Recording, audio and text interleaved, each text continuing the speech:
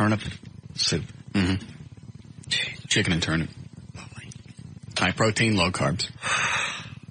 Great weight management. Eat as much as you want. Or I may start. Bring me some. Or I'll make it. Give me the recipe. I'm sick of sending that thing out, too. No, people asking for it. It's not really that big of a deal. Turnips. It's something I can write down. You know what? I looked at the recipe today. Some guy sent me an email trying to knock off some weight. And I looked at it. It's a long, drawn-out thing, but it really shouldn't be.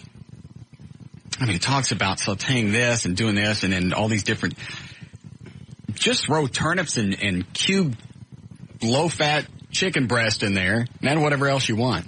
You know, vegetables, seasonings. Cook, can't you? Yeah. Just dump seasonings in there until it tastes like crap. And when you get to that point, don't add that again. Excuse me. Well, I just don't know how much of each thing you put in there. Like onions, cilantro, chili powder. Yep. Jalapenos. I make it as hot as I get it. Habaneros. I remember when you made it for me. It was very good. Very spicy, but good. I could eat that. And you use the turnips because if you use potatoes, too many carbs. The turnips take on potato consistency. That's why I use it. So just get turnips, fill up the thing, and just fill it up. About equal chicken, equal turnips. I don't know. Well, that's why I ask. I don't know percentages. Yeah, we'll start again. Okay.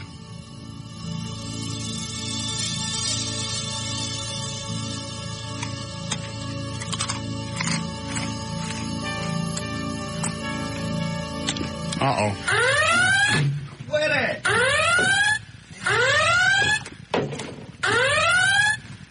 right. It's twice. Sorry. 2 minutes. Eyes are watering. Hey. Yeah, John? I have a question here. I'm about to go on a diet similar to yours. I overheard you say low carb, high protein. And you know what? Let me point out something that John just did that was perfect. As soon as I started talking, he got straight to the point. Right. Didn't jack around. Wasn't a great big long pause. He was right in there going. Go get him, John. Hey, Russ, love your show. All right, now, 10 seconds of dead air. Go ahead. What I'm worried about is getting a kidney stone. Have you ever gotten one because of this high protein thing? I know you lose a lot of weight on the carb thing, and I'm just scared poopless to get, a kidney stone doing this. I saw it lay my father-in-law up for a couple of weeks, and I am not going down that road. Why would you get a kidney stone from low carbs? I heard that just from high protein diets, if you have like way too much protein. Hang on, let's get McNeil in here. He's been on this diet for a couple of years. Hold on. Hey, Brainiac. Is Saggy back there with you? No, but I will find him for you. Yes, please find him and bring him in here.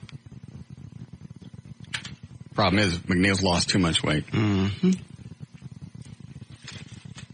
Well, what does he weigh? For his height, what is he, 5'10"? Doesn't make any difference. Looks like a Shar-Pei. He does. I think any extreme is too much. I don't care what the diet is. I still need to lose about 15. Be where I want to be. You want to be at 280? You're hilarious. Where are you at now? 282, or 182. You want to get down to what? I figured about 168, 67. Should be about right. Back up. Turn around. Hold on. I didn't see your ass. Pull your pants down. No! That's great. Worked out again last night. Well, then you're done. I'm not done, by any means. Embarrassing when you fall off that stupid round ball. She has me doing crunches on one of those round balls. Oh, I thought you were doing the bear act again. No. No, I've quit that.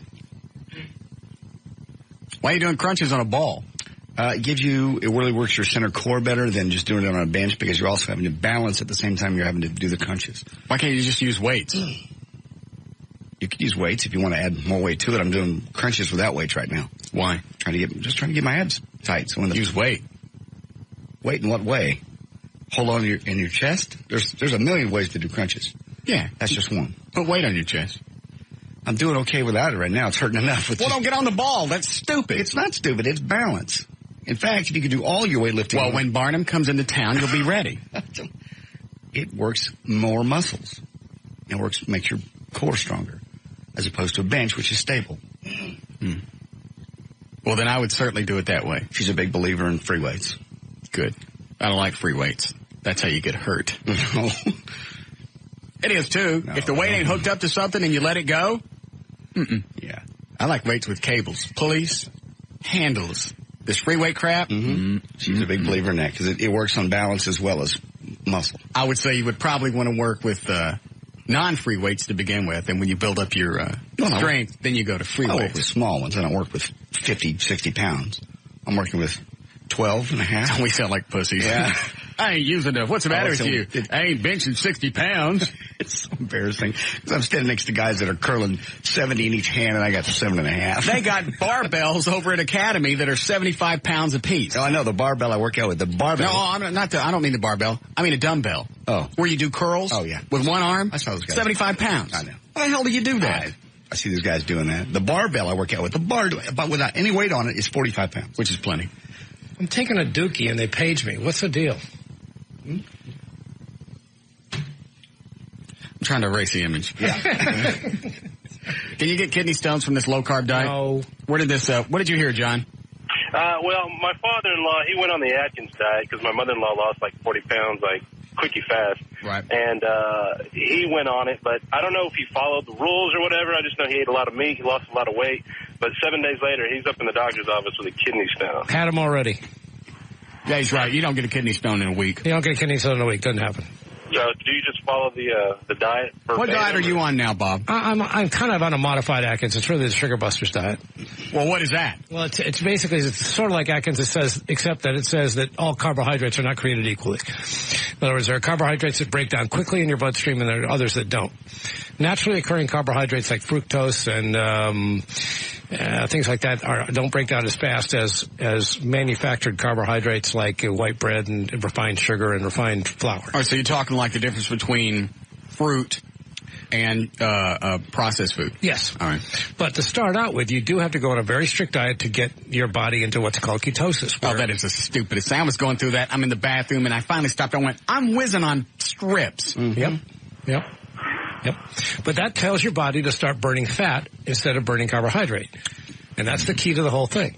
There are several elements a lot of people leave out, though. Like you have to exercise. Mm-hmm. People don't want to do that. But Dr. Atkins says you must exercise 3 days a week. Same guy had a 30 heart attack. Heart attack. Excuse me. Who had a heart attack? Atkins. Is he alive? You don't get credit for suffering through a heart attack. Is he very healthy? Yes, he is. We all know heart attacks are a lot more to do with what your parents were than... Yeah, it certainly has nothing to do with eating meat for 40 years. No. What, how long have you been on... You eat fish and chicken. The Atkins diet said any type of meat. No, and he also says don't overeat. That's the other thing a lot of people say, you can just eat all you want. I think the book that you gave me said eat as much as you want. No. Of the meat. No, it doesn't say that. It says don't overeat. I never saw that. It's in there. Okay. It's in there. How long have you been on the this low-carb, high-protein diet? Just a little over 2 years. March 2 years ago. What did you weigh when you started? 220.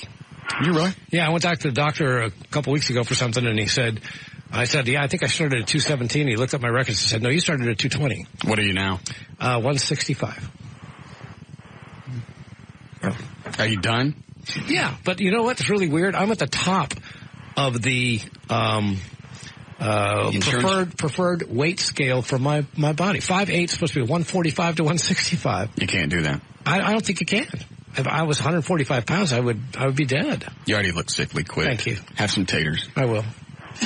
Red potatoes are actually better. They're okay. Red potato? Mm-hmm.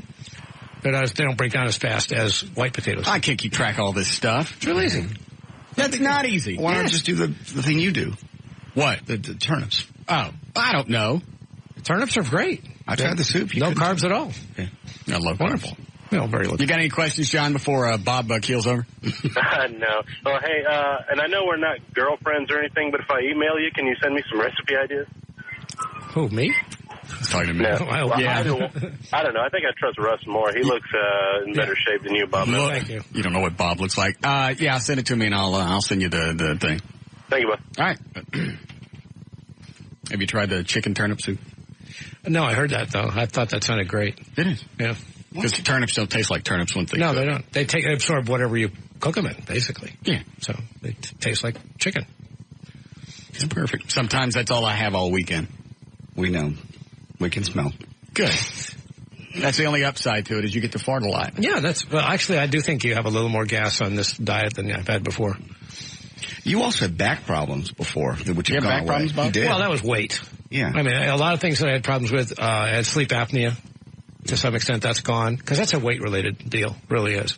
I wonder if that's Dan's problem. Dan Lewis? Because he's never gotten down to his appropriate weight. I think it is. There aren't any people with sleep apnea that don't have an overweight problem. Right, he's got to sleep with that machine. Yeah, the machine slapped to his head. Okay. I know, he had it when I went to Mexico or Cancun. And he's on the other side of the room, and I woke up in the middle of the night, and it scared the hell out of me. Because you see this alien thing on his head with the tubes coming out.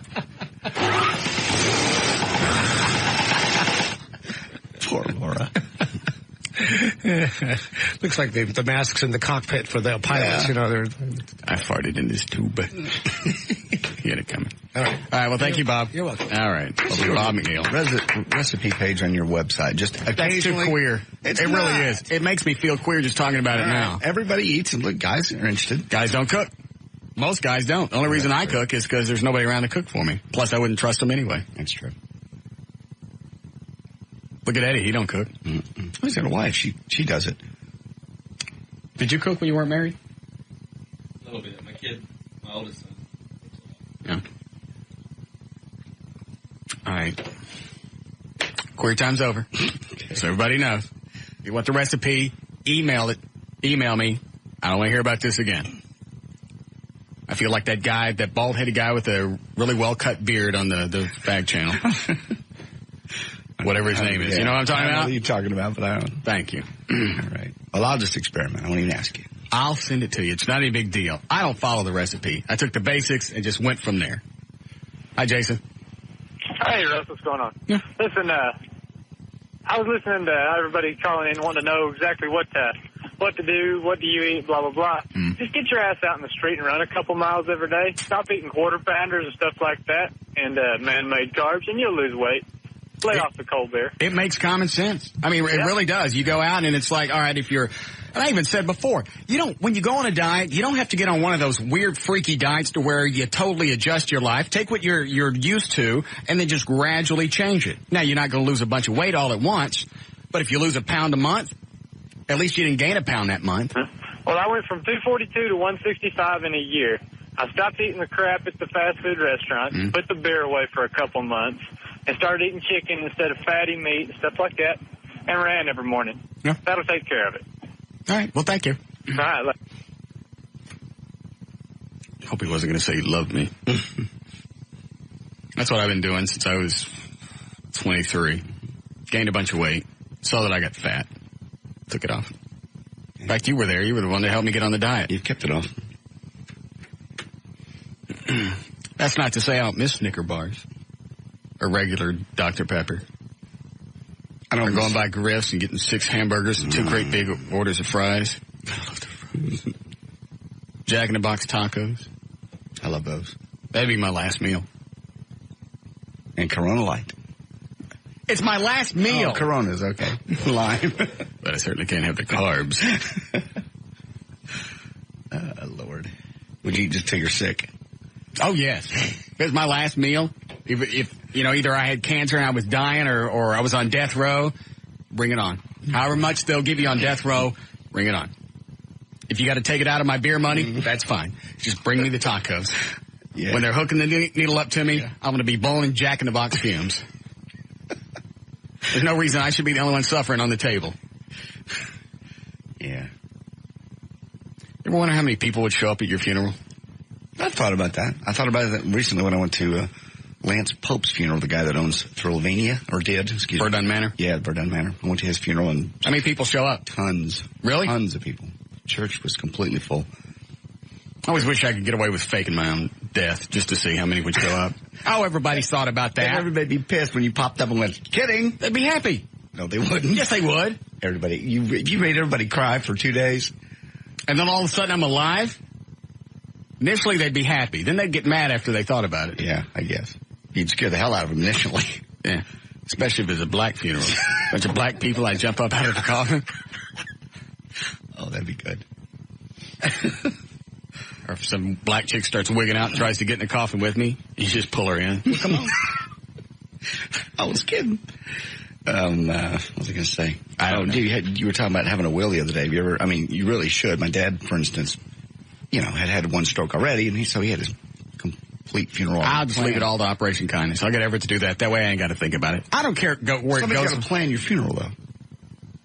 Somebody's got to get the box, get the burial site. I mean, that's normally things that... I'm sure I could get that for free. As you get home. Maybe I could get all that stuff now. Maybe we could go through like a little mock set. Let's have a funeral. No. Let's have a funeral before I die. No. It'll be fun. My mom will make the costumes. No. No. Come on. Find someplace, have a funeral. Everybody can come out. But they'll know you're not dead. I know, but I just want to see what it'd be like. And I want people to get up there and talk about me and say how much I meant to them. And we'll play little montages and still images of me with animals and stuff like that. Have a bunch of black people screaming. I'll make one of the videos with some some song, some sappy song. Yeah. Things like that. Something from the Goodbye Girl. Where are you going to be this whole time? I'll lay in a casket. Just so I can listen. Just so we can all get up. No. Where can we do this? I mean, like at a wrestling place, or are you talking about you're not going to do this. You say wrestling or wrestling? Restland. Oh. Like a real funeral home? Well, somebody that would let us go. They won't let you do that because there are going to be real people having funerals on a very somber occasion. Ours would be somber. They can be somber if everybody knows you're still there. You going to lay still for an hour in that box? Mm-hmm. Then we slam it and we bury it. Leave the door open. I can sit up if I need some air. Have them make me up, put me in a nice suit. Mm-mm. Yeah.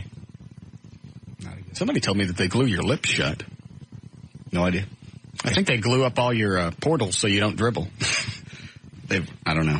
That's what I heard. I had a fraternity brother that was what do you call that? The guy that gets your body ready? Mortician? Thank you. I was thinking taxidermist. That ain't it. Mortician. Same thing. Just I got it. Yeah. They drain you and they fill you, I think, halfway full of that other fluid. Antifreeze? Yeah. Something like that. Press down. Mm. Nobody wants to freeze up. I don't know if they seal you up or not. That's what I want. Mock funeral. Let's go. We're going to get we still got that casket or we get rid of it? I don't know. I thought we left it over the ticket. Oh, yeah, that's right. Did they ever get in? I don't think so. What are you waiting on? Let me see. Let me look at it. I'm sure you could get another free casket if you wanted. Yeah. Or I don't know if we still have that one. Dan, go through the phone lines. I'd like an entire funeral setup, please.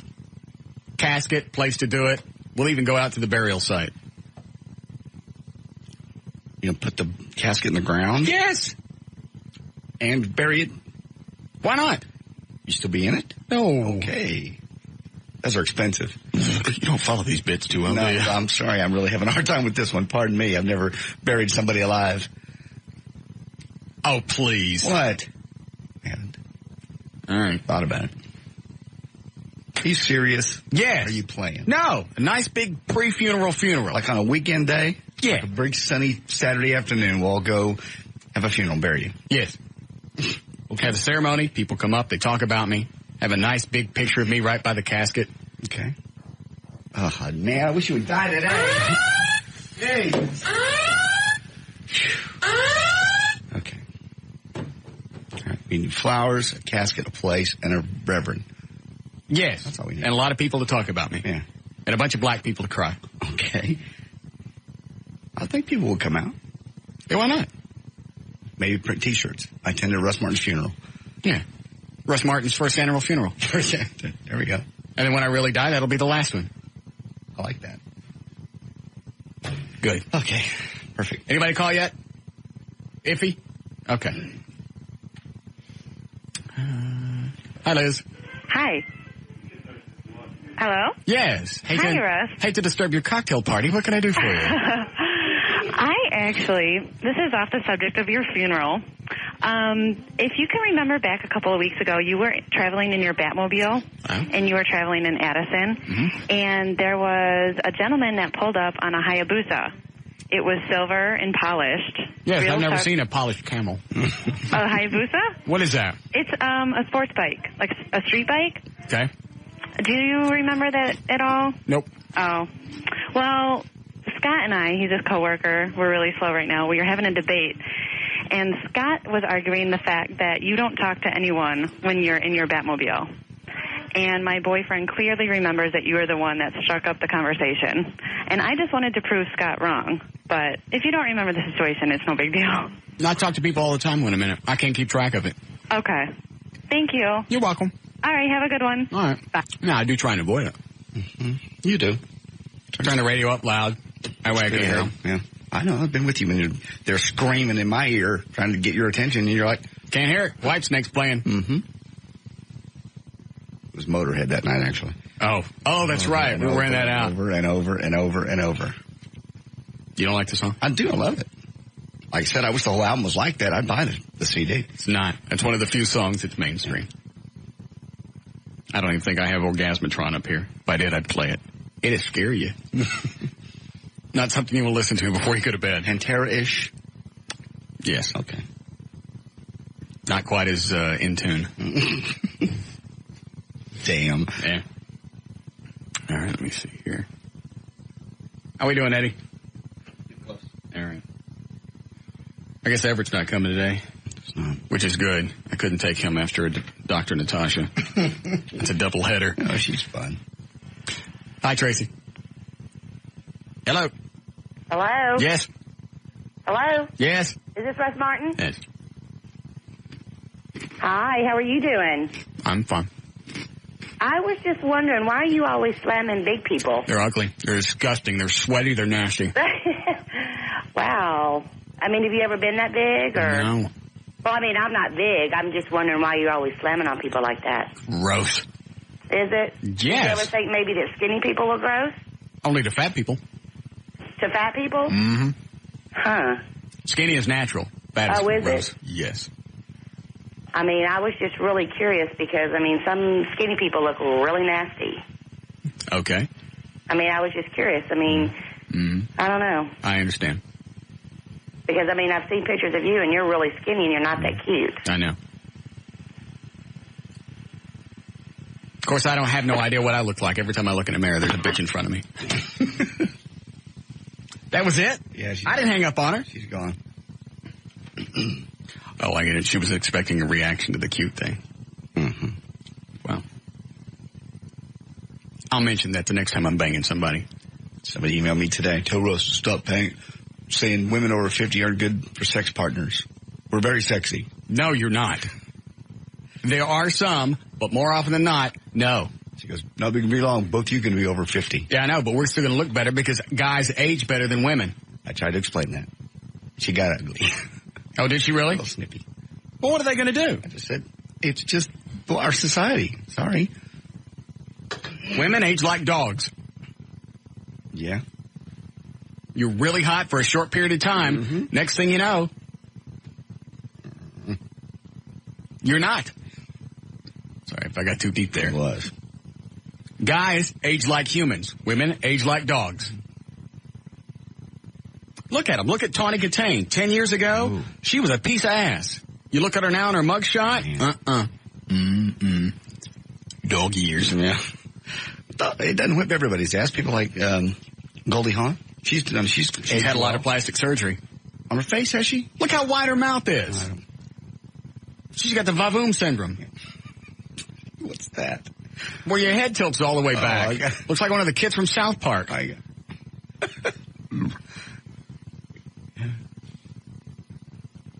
Look. Starting to line people up already. Hi, Vonda. Hey, Russ. Yes. Okay, you got to clarify that statement. That's white women. White women what? They age like dogs. Yeah, you're right. Black people don't. We don't seem to age as quickly. My why is that? She looks like my sister. Could you stay out of the sun? No, that's that brown skin. Oh. From the motherland. Huh. But anyway, I want to. Obviously, if you have less stress in your life, then you don't. Oh hell no! Yeah. I got more stress. No, you don't. I mean, you know, as being a black man, what the stress we go through. Come on. Yeah, I suppose. When's he going to wig out and swing me around? I want to be at the funeral if I can. Will you really? Yeah. Are you getting a casket with me? Oh, hell yeah. I'm black, man. Come on. That's what we do. And you got to wear the great big onion blossom hat. I don't even know where you get them. I do. My grandmother's closet. Black suit, big hat, looks like a spaceship. Yeah. And just with the black handkerchief and start crying. That's it. Take me now, Jesus. Take me now. Take me too. I want to go. That's it. So get the details. I'll make sure I'll be there. Absolutely. This will be a grand event. Love you, Russ. Thank you. I love Bye. you too. All right. If you really want to do this, you're talking about a weekend then, like Saturday? Yeah. Okay. Find some place to do it. We may not be able to do it in a cemetery or Oh, we need a hearse. We got to have all that stuff. Get George. We could get a hearse. Okay. Get the limos from Ultimate Limousines. We're covered. All right. Funeral it is. It'll be fun. It'll be a blast. What do we do? How do we end it? You just get up and say ha-ha, or you have to think of a... Hey, that's good. You like that? That's what I'm saying. How are you going to end it? Wait. Explain to me again how you think it should end. You want me to ruin the punchline? No, say it again. I can't. Yes. Some people didn't hear it. It'll be a surprise. I just jump up and say ha-ha? Is that right? That's it. Write that down. Screwed up for everybody. All right, I just got it in case anybody forgets. Now we know how to end. Now we have to do something different. You have to say ha-ha-ha. How could today's show start out so bad and yesterday's was pretty good? It was a great day. Today didn't start bad. You've come up with an idea already, a big promotion. Where can we have this? Who would let us come out and do something like this? I bet there's a funeral home somewhere that'll let us. You think? Yeah. Yeah, it doesn't even have to be a good one. Because they got 5-6 rooms. There's always, in case they have real funerals, they'll have room for us. Yeah. All right, good. Let me see this, and then we'll start news. We do news first, Eddie? All right. Yes, Jules? Hey, if JD wants to get in shape, he needs to do the Bikram yoga. Thought you were doing yoga. I haven't started the class yet. What kind of yoga? No, the Bikram yoga. You got to do the Bikram yoga. Yes. I don't know what that is. It's you go in the room. They heat the room up to about 105 degrees. Oh, I've heard this, yeah. You do 45 minutes standing, 45 minutes floor work, and it will whoop you into shape as fast as lightning. Why would you do that?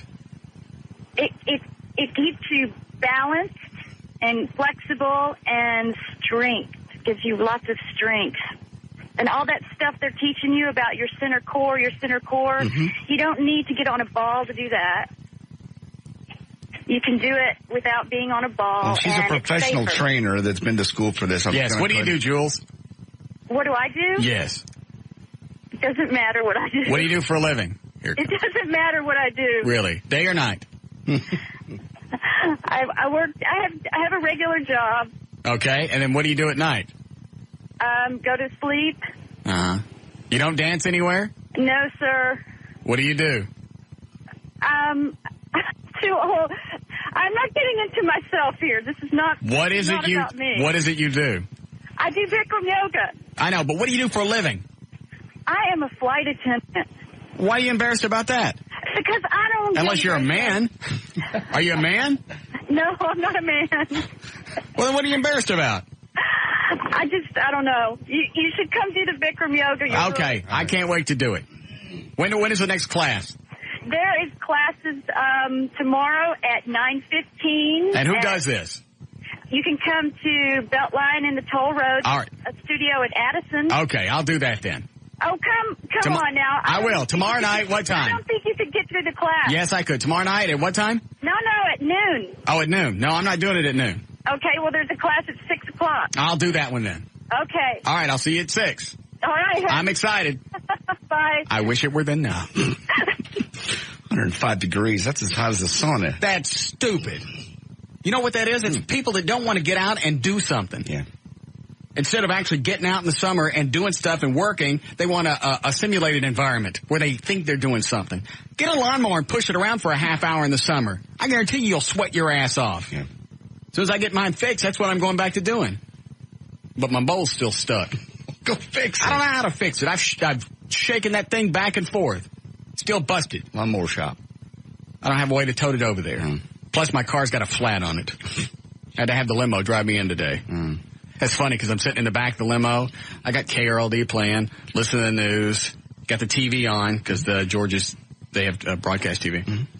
and I'm reading the paper, and just for an instant, I got sucked in. You bought it? Yeah. I went, I could do this every day. This would be cool. I like this. The stress of traffic? Yeah. Then I realized I didn't like it. Why? Guys, you start getting full of your own crap, and then you get too removed from reality, and then you turn into a freak. Yeah. It's nice every once in a while. I couldn't do that every day. All right. So what happened? You're tired, do you know?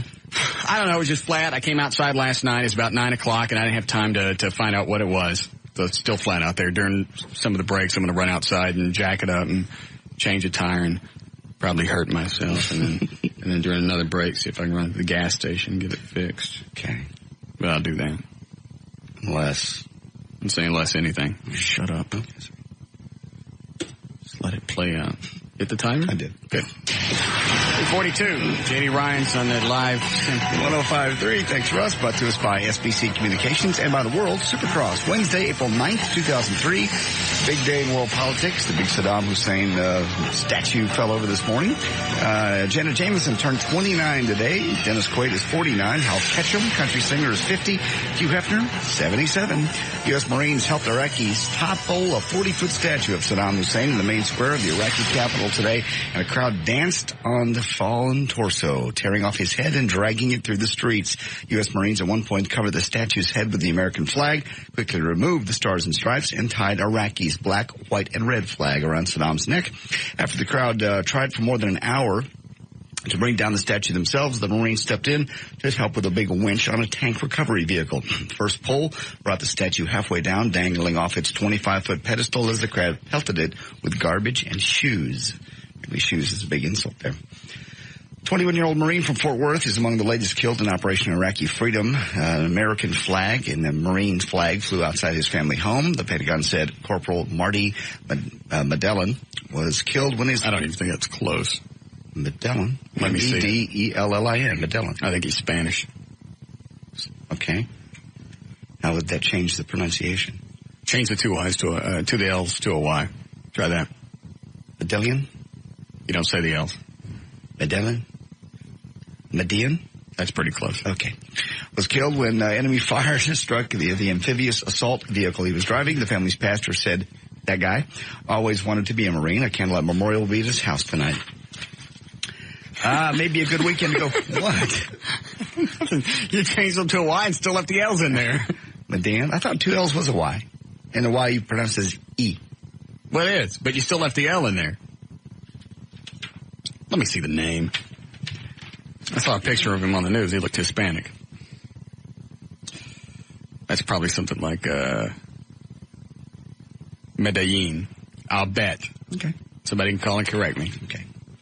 Sure they will. Go ahead. Yeah, maybe a good weekend to go shopping for a new car. Many dealerships planning hail sales after last weekend's storms. One dealership in Plano says about 200 of the cars on its lot were damaged. Now it plans to offer big savings on small dents. But if you may have trouble getting the car fully insured, many insurance companies won't offer comprehensive coverage on a new car with hail damage unless the damage is first repaired.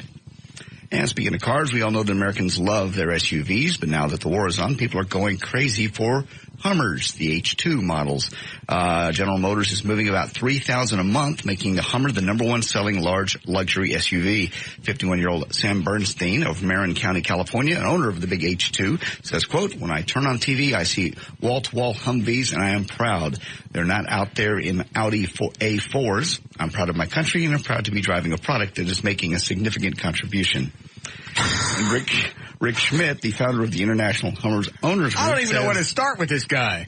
There's another one. Rick Schmidt says, those who deface a Hummer in words or deed deface the American flag and what it stands for.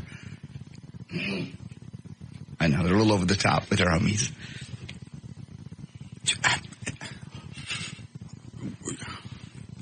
Never mind. Okay. Rumor on the World Wide Web is that the Dixie Chicks were loudly booed by the audiences at the Flameworthy Awards on Monday night, but the CMT sound guys injected some canned applause into the audio feed, so the audience watching it on TV didn't realize the band was actually being booed.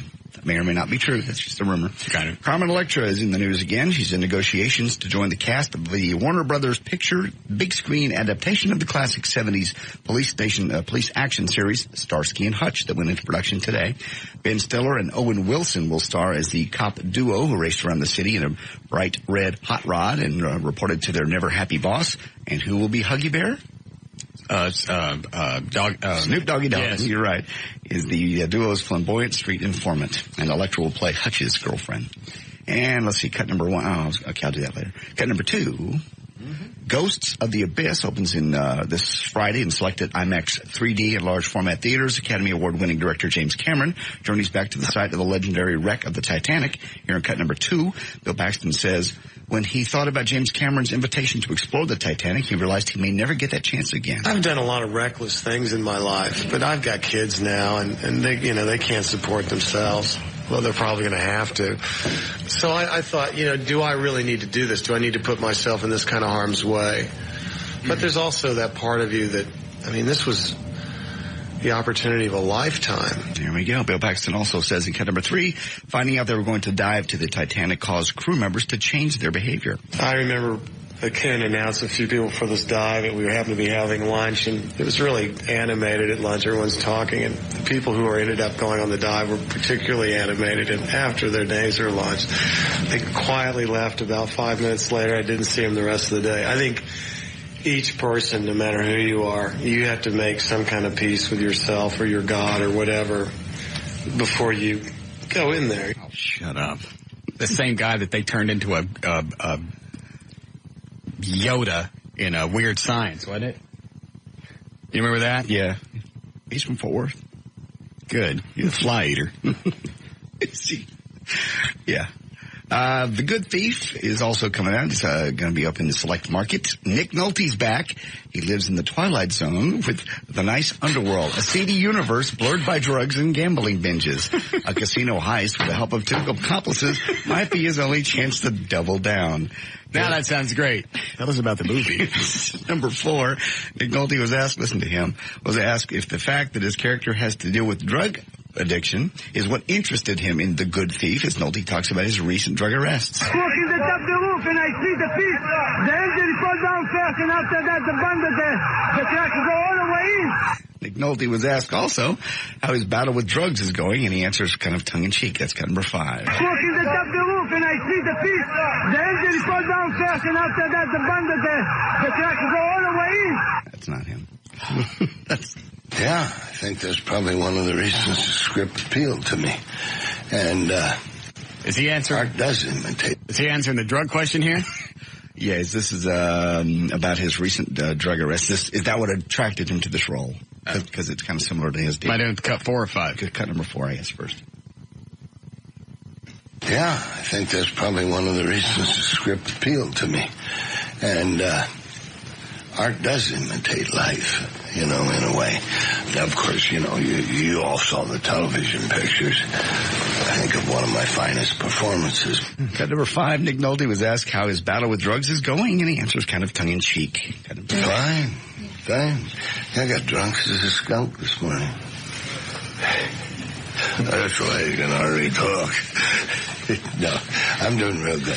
Yeah, I'm in the program. I went to rehab and all that, which is great because, it's always a new beginning. It's fresh. Yeah, you sound fresh. That's what I was thinking. Finally, Nick Nolte says he's grateful, actually, for his arrest on cut number 6. You're kidding. He says, I'm glad I got arrested. It was a good thing. You think they could at least, good God, man, give him a comb. That was the greatest picture. Not only is his hair styled exactly like Bill the Cat, he's got on a Bill the Cat shirt, Hawaiian shirt. Yeah. Really, the only thing that was missing was his tongue hanging out of his mouth. I had years and years and years of sobriety, and you want credit for that? Slip and you didn't slip. Being out on the road drunk and driving is not particularly a good thing at all. Well, he certainly sees the damage that he's done. I thought he was on some kind of drugs. Yeah, he was. Well, he just said drunk. And he's on. Go ahead. There it is. That's coming out. The Good Thief with Nick Nolte. He's back. All right, there's news and information. I'm J.D. Ryan, the Live 105.3, the talk that rocks Texas. We'll be back with the Russ Martin Show. That rocks Texas. Sounds like somebody got a Casio for Christmas. Yeah.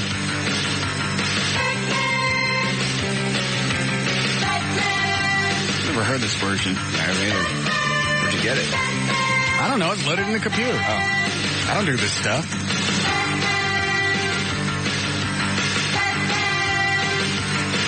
I was playing this the other night when I was driving around in the Batmobile. Yeah. There's something very surreal about that. Yes. Moment of clarity. I don't think that's what it is. That's your life. It's a cool rap version from that movie. Yeah, we played it on the air. That's kind of cool. Yeah.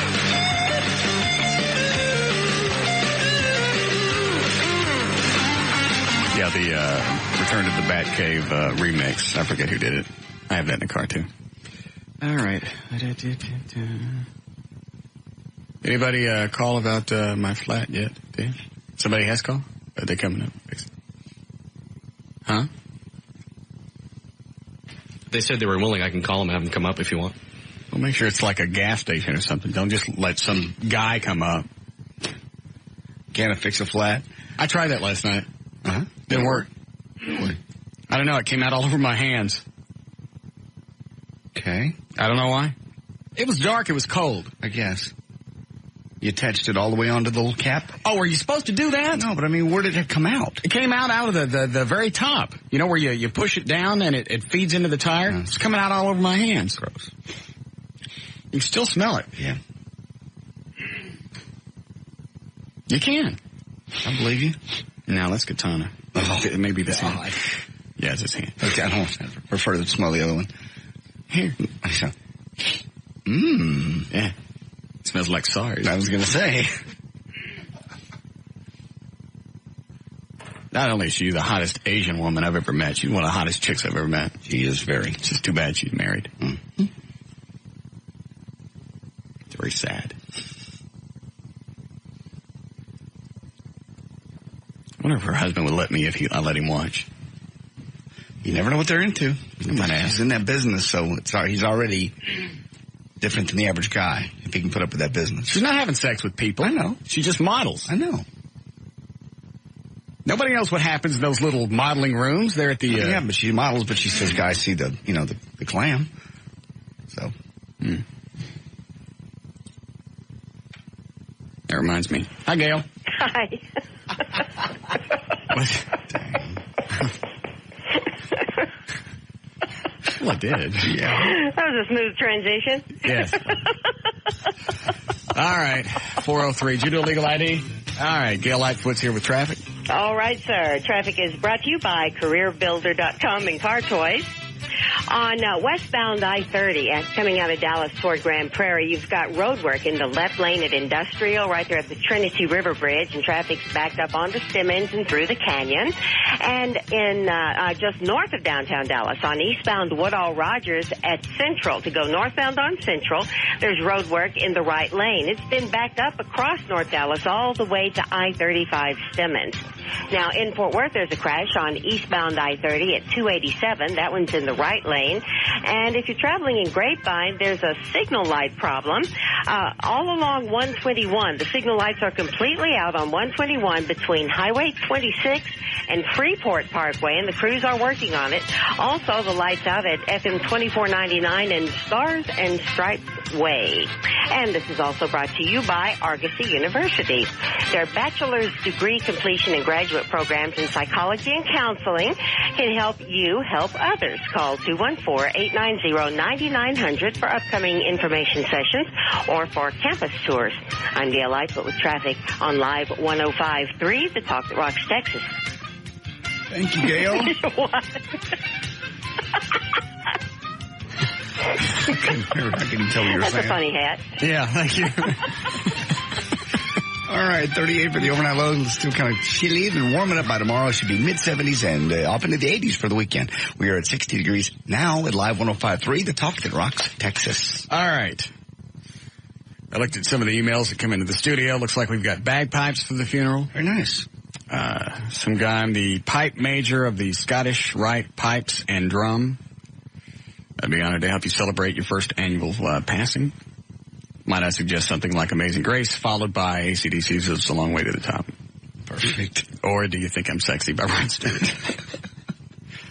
All right, that one's there. And then here's a guy with a hearse.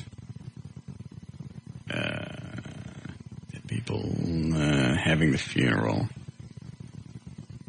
Do it at the Coward Funeral Home in Midlothian. Is that a real place? I don't know. I've heard of it, yeah. Coward? That's the name, yes. Family name.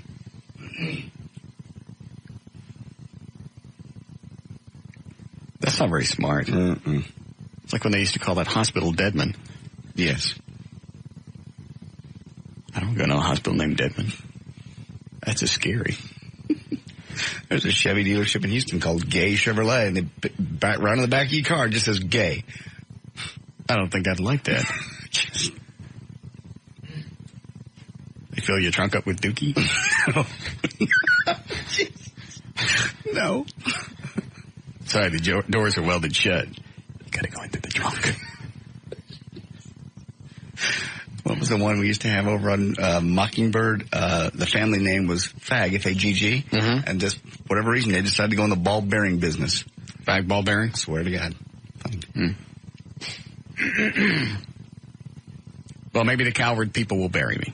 Or what if we could do it at well, I don't know. I guess it's locked up since Lance Pope died at the Verdun Manor. That's too far out. Oh, okay. That's out in Terrell. Okay. I want to have it someplace equidistant. I want all my fans to be able to come and bury me. Okay. Pay tribute. I want to see how many people would show up. Interesting.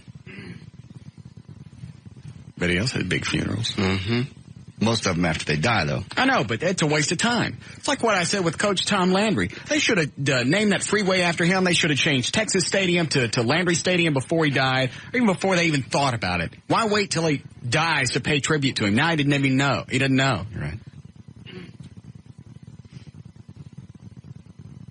One of the most humble men that you'd probably ever meet. When they had the parade for him after the Cowboys crap canned him, he was afraid nobody was going to show up. Yeah. And what do they do after he's dead? Oh, let's give him a freeway. Well, aren't you timely? Always wait for somebody to crap before you tell them how much they meant to you. I want people to tell me that now. Okay. Well, I'll get little speeches, eulogies. I want the bagpipes to play. That's great. I want people to cry. I want the Negroes to negrate. Okay. See what we can do about that. Thank you. Okay. Whatever black people do at funerals. All right. Yes, Mandy? Hey, Russ. I just wanted to let you know that I was listening to Mark Davis today on WBAP. Mm-hmm. And you know what I noticed? How well he treats his callers. Even the ones who don't agree with him, he lets them...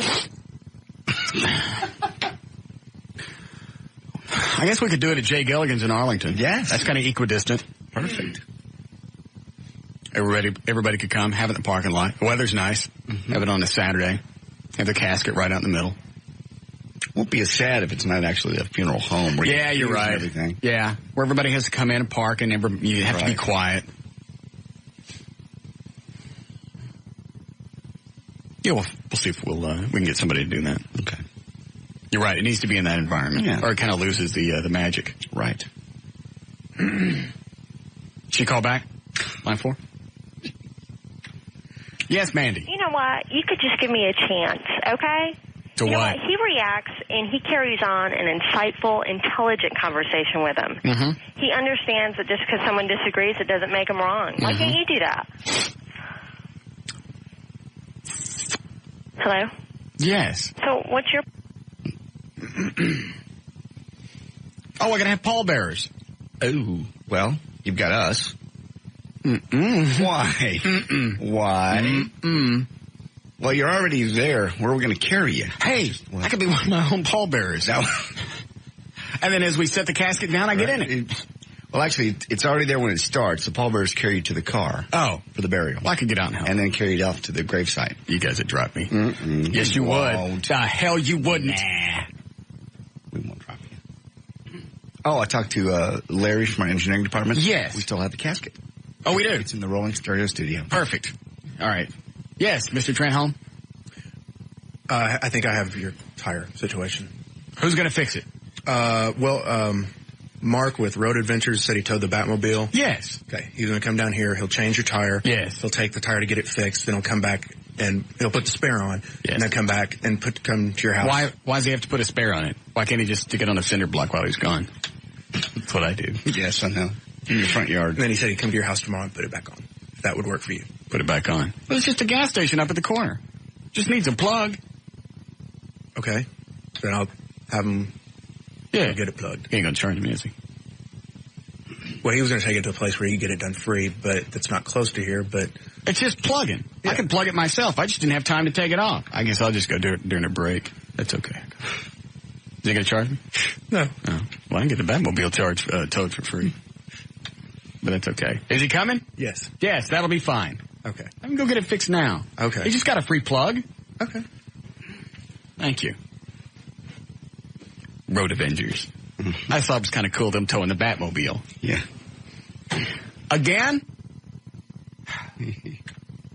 What is it, Mandy? See, that's what I'm talking about. You don't let anyone ever finish. So you want me to be nice to people? Yes. Let me explain the difference, if I might. Okay. If I might be so bold. Okay. Mark Davis is a man of compassion. Mm-hmm. He's a man of fairness.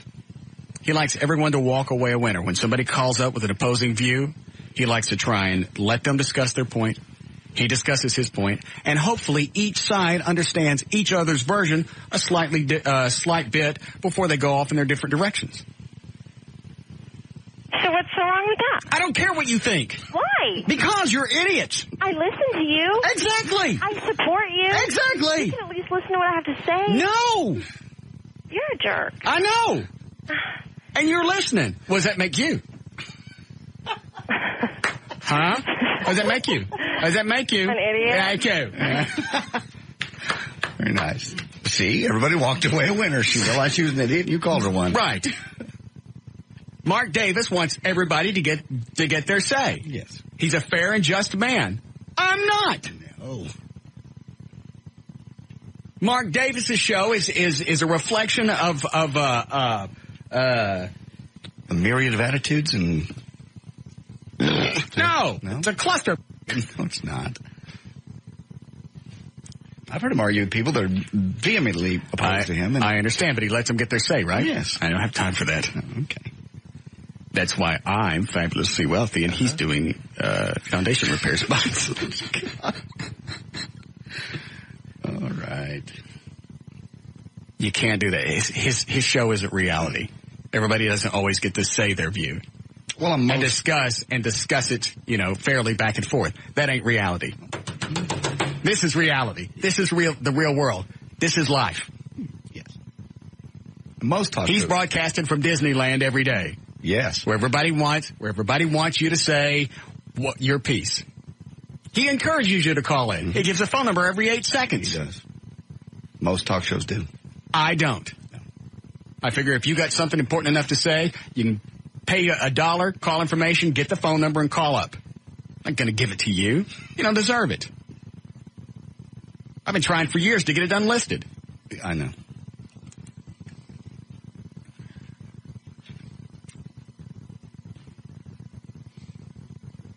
He lets people talk far too long.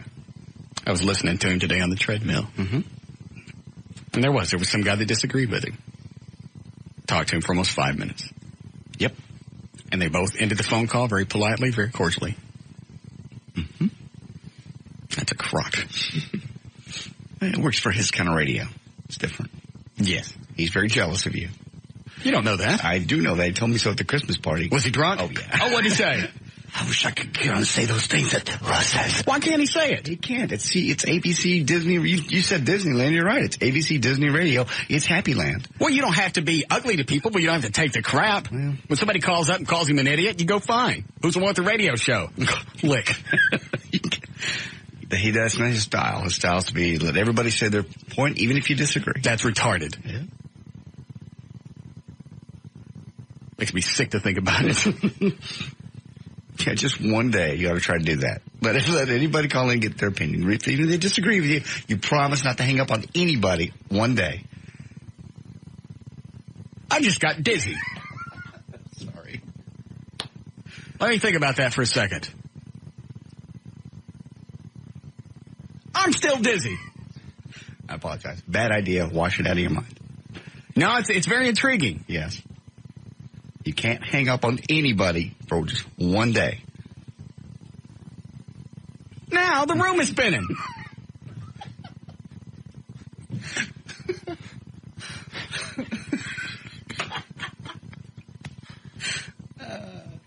Hold on a second. This is very fascinating. You couldn't do it.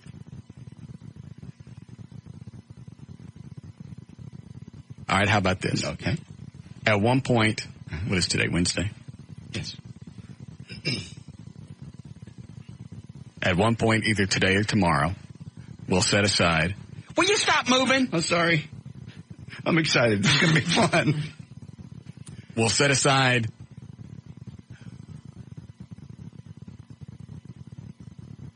a minute. A minute? All right, 15 minutes. 1 hour. Okay, how about 15 minutes? All right. Thank you. Another very good negotiator. I bet you can't make it 15 minutes, but go ahead. 15 minutes. We'll do it just like a regular talk show. People will call in. I might even give the phone number. And everybody gets to say their piece. Nobody gets hung up on. I don't call anybody bad names. I listen to their point of view. I'm really getting sick. I'm sorry. Every phone conversation has to end with a joint meeting and hello and goodbye. Got it. I can't even make it out of the room now. I got vertigo. I'm sorry for the idea even. It would be fun to see if you could do it, though. 15 minutes either today or tomorrow. Okay. Depending on how today goes. Okay. Yes, Michael? Hey, I got a suggestion for you. Mm-hmm. Last week you were talking about how you could cover 3 topics over a 4-hour show, like Mark Davis does. Mm-hmm. So I was suggesting to see if you could try that. One topic for a whole hour? Yeah. Nobody does that. That never happens in real life. That's retarded. Well, this is real life. This is not fantasy land. You ain't playing miniature golf and you ain't shooting a ball through a windmill. Get off it. I'm not going to be able to do this. I know you're not. It's going to be fun to watch you suffer, though. Would we like to throw some cash down on this? No, because if there's money, you'll do it. It'll be hard. I mean, I know, but if there's cash on it, then you guys can throw in some ringers. Things I wouldn't suspect. Oh. Things I wouldn't plan on. Ooh. Things that you know that are going to push my buttons. $100. Okay, you want some of this, Dan? Hold up fingers. How many dollars you want? 10? Eddie, in or out? 5, in or out? 10. I can't make it 15 minutes? And it has to be 15 minutes of talking. 7 of that can't be commercials. Sorry. Yes, Mr. Trenholm. I'd like 20, please. So nobody thinks I can make it to 15 minutes? No. Okay. And if we're going to do it like a regular talk show, there'll have to be a topic. Okay. I don't like that. Why fat women are sexually attractive? Which side am I on? Obviously you're on your side, which is no, they're not. Okay. I'm just trying to think of something that makes you cringe. I don't like topics. Okay. We'll just take calls. Okay. It's about all I can stomach. You're in for 20, Trey? Mm-hmm. Eddie, 5. JD, 100. $100. O'Malley, 20. You going to go up? 20? All right. I'll cover all those bets. Okay.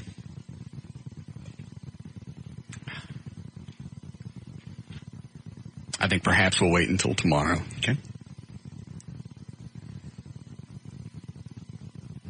Right now I have the whiskey spins. Just the idea makes me sick. I understand. Hi, Ed. I've got $100 to the Fireman's Foundation says you can't last 15 minutes. All right, fine. Leave your name and phone number, and we'll contact you. Okay, just a JD? Yeah. Where did you get the GPS locator for your girlfriend's car? I got it. Did you hit it too? I didn't hit it. No. Oh, I hit it twice. All right, we're down to 2 seconds, so nobody say anything. I think I got it all. Thank you. I totally forgot about that.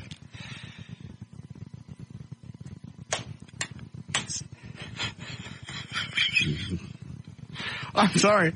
I didn't see that one. Neither. Nothing.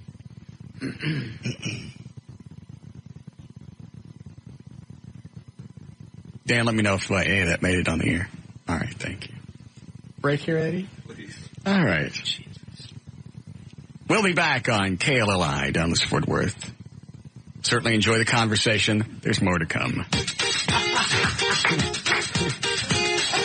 Can you imagine? You ain't gonna make it. We'll be back with the Russ Martin Show.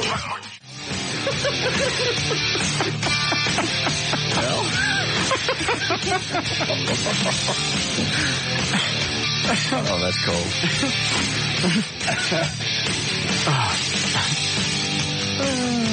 One of the sales chicks that was banging about 6 weeks ago from my office, and I was pounding her. She goes, "Does anybody know we're having sex?"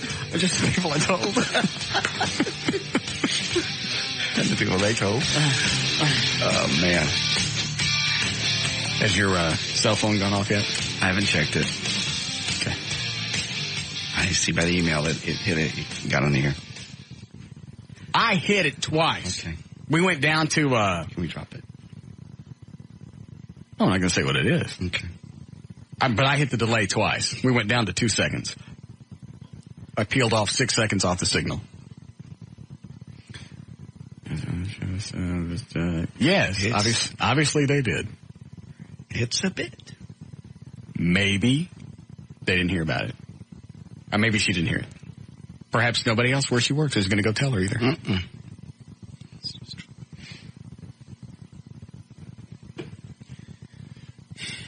Maybe we can have my funeral on a Friday. Okay. Sunday I can push the big rug. 3 days. Okay, I got it. Roll the bat rock away from the cave.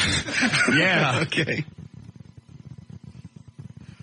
I sure would like to get that thing home, but it kind of looks cool out there in the lobby. I like it there too, but you got a spot in the backyard that's perfect for it. Yeah. It's a matter of getting it there.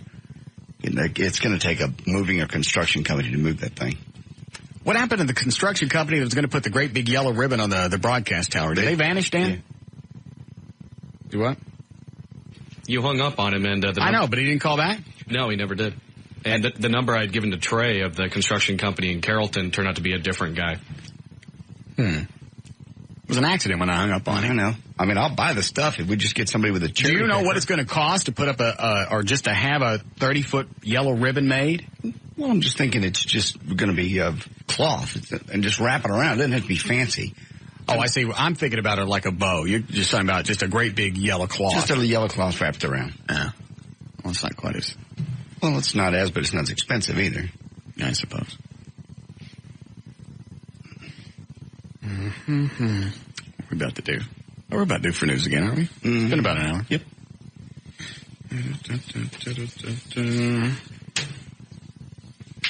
And don't let me forget we're having dinner with the firemen on Friday. Okay. As soon as we get off. Yeah. Maybe you can do 2 promos Thursday night. That way it's already done for Friday and we immediately leave. Okay. Because from what I hear, the firemen like to eat at 6. Okay. But they're right around the corner. I will do that. All right. You ready for news? Yeah. Mm-hmm. Really, I hit the delay twice. I thought I got it. You didn't. You saw me hit it? I'll handle it. On my end. It'll be fine.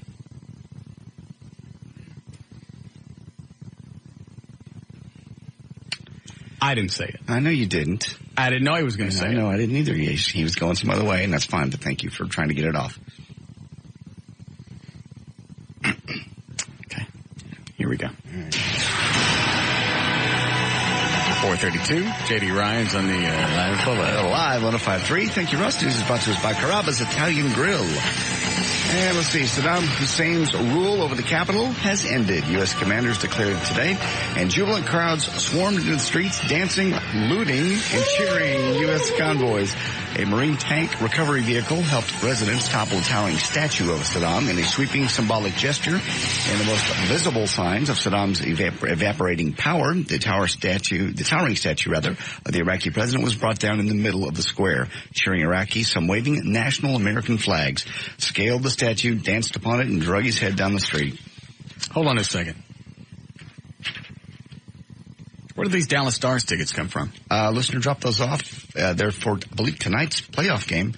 And he said that you can auction them off and put the money into the Police and Firefighters Foundation. It's for tonight? I believe the tickets are. Look at them. Section 111 Road, W, Seat 10. Here's Trey. These are $90 a piece? Yes. Round 1, home game 1. That doesn't say the date. It just says date and time TBA. Where these come from? A listener, he wanted a T-shirt in exchange, and he donated those to Operation Kindness. They didn't have a date on it. You got hosed. It says date and time TBA. Well, if you have, they issue tickets before they announce. It's tonight, round 1, home game 1? Yes. Well, we don't have time to auction these off.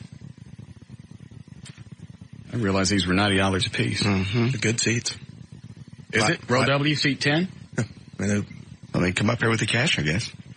Oh, I see. Here's the little map. You got 110, row W, seat 10.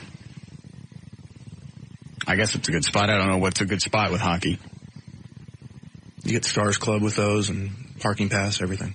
Oh, is that what this is? Yep. 2003 playoff green, good for this date only. Home game 1. All right, Dan, if anybody calls these, what time's our office close? 5:30. Yeah, they got till 5:30 to get up here with cash. Thanks for letting me know about it, Nip. More good news out of Baghdad as U.S. troops rumbled into the northeast part of the city. 150 children were apparently released from prison, according to Lieutenant Colonel Fred Padilla. The kids were jailed for refusing to join the youth branch of Saddam's Ba'ath Party, and some of them have been held for up to 5 years. The colonel says, quote, hundreds of kids were swarming us and kissing us. Their parents were running up, so happy to have their kids back.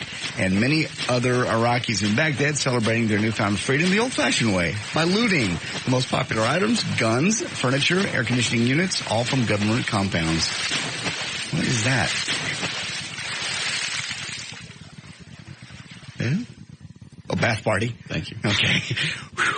U.S. generals say that the Iraqis have booby-trapped pockets of the city. The traps include rocket-propelled grenades that are rigged to fire at passing vehicles, bombs carried in cars and trucks that are left at random intersections, and decapitation wires strung across city streets. Despite such sobering thoughts, you might enjoy this little bit of courtesy, this little bit of comedy, rather, courtesy of Iraqi's ambassador to the Arab League. He says, quote, Iraq has already achieved victory apart from some technicalities. That's what he said. Okay. Former police officer pleaded guilty yesterday to charges that he forced 4 women to strip naked after he pulled them over for traffic violations. Frank Wright forced one of the women to walk home wearing only her underwear. Oh, who's stupid enough to strip naked for a traffic stop? If it's a cop and tells you to. No, you don't. You don't take your clothes off. These girls did. He pleaded guilty to civil rights violations, carrying up to 5 years and 3 months in prison. Several women say they were driven to isolated locations. Sometimes that's more than just making somebody strip. Yes. That's rape. Sometimes in handcuffs after they were stopped by Wright. Some were released without being forced to disrobe. That's jacked. Yeah. It is. You're a cop and you take advantage of a chick like that. I mean, there's one thing to hit on them and go, look, maybe if, you roll down the window some more, you do this, I might let you go.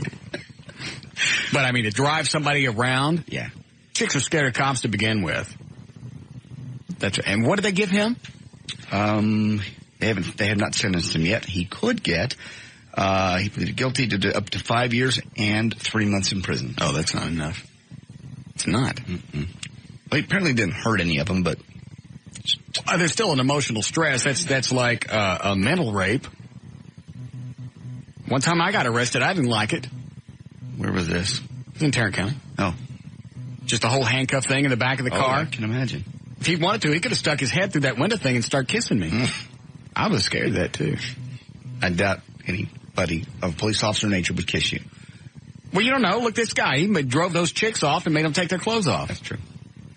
I just don't like that. I remember we shooting the TV show that time at the Seagoville jail, and they closed the cell door. That's and I knew I wasn't in trouble, and it was still scary. I didn't like it when I was locked up for a couple hours. The only upside was I was watching guys get the snot beat out of them. We weren't even in Garland. On the eve of the Masters, Hootie Johnson refused to back down once again on the issue of women members, saying he will not change his mind and that the controversy will not damage the tournament. With more than 60 green-jacketed members standing by in silent support, the Augusta National chairman said the club is united in the belief and the right to choose its own members. Johnson also rejected a suggestion that Tiger Woods or any other past champion could influence members to change their minds. I won't tell Tiger how to play golf if he doesn't tell me how to run my private club. He's got a point. You don't have to let people in. No. You don't want women there. I don't understand why, but my club, I can do whatever I want. Okay. Finally, remember the class action lawsuits that was filed against Lowe's movie theater chain showing commercials after the advertised starting time of the movie? Well, there happens to be a decent-sized chain out there that can proudly proclaim no commercials at the beginning of their movies. Talking about Century Theaters. If you have one near you, you should give them your business. Century Theater is run by two brothers, Raymond and Joseph. They say we've been showing movies and only movies to the public since 1941 when our father started this business. We feel that movie going is unique. An exciting experience that should have no relationship to sitting at home and watching television. We want you to sit back, relax, and enjoy the show. Century Theaters currently owns 900 screens, sadly, only 11 states. California, Arizona, Nevada, New Mexico, Alaska, Colorado, Illinois, Oregon, South Dakota, Utah, and yes, Texas. So find one near you. There's news and information. I'm J.D. Ryan on Live 105.3, Talk Rocks, Texas. We'll be back with the Russ Martin Show. Texas. All right, 4:45. Check on traffic with the lovely Gail Lightfoot. Thank you very much. This is brought to you by Car Toys. In Dallas on southbound 35 Simmons at Royal, there's a wreck off to the right shoulder, but traffic is backed up past 635 all the way to Beltline in Carrollton. On westbound I-20 at Great Southwest Parkway, a wreck in Grand Prairie that may be off to the right shoulder now.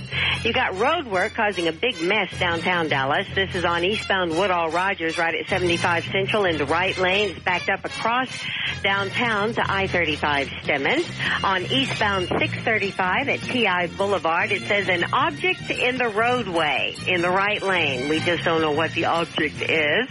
And southbound 635 at Town Center Boulevard. In Mesquite, there's a stalled car. It's just off to the right shoulder of the roadway. And this is also brought to you by Pep Boys. Come into Pep Boys today and get free shock installation or up to $50 off strut installation.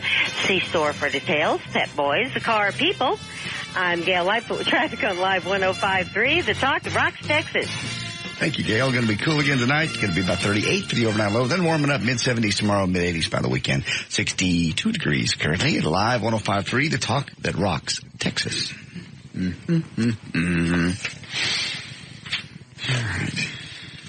Looking to see what I got here. All right. Dan, did anybody call for the hockey tickets?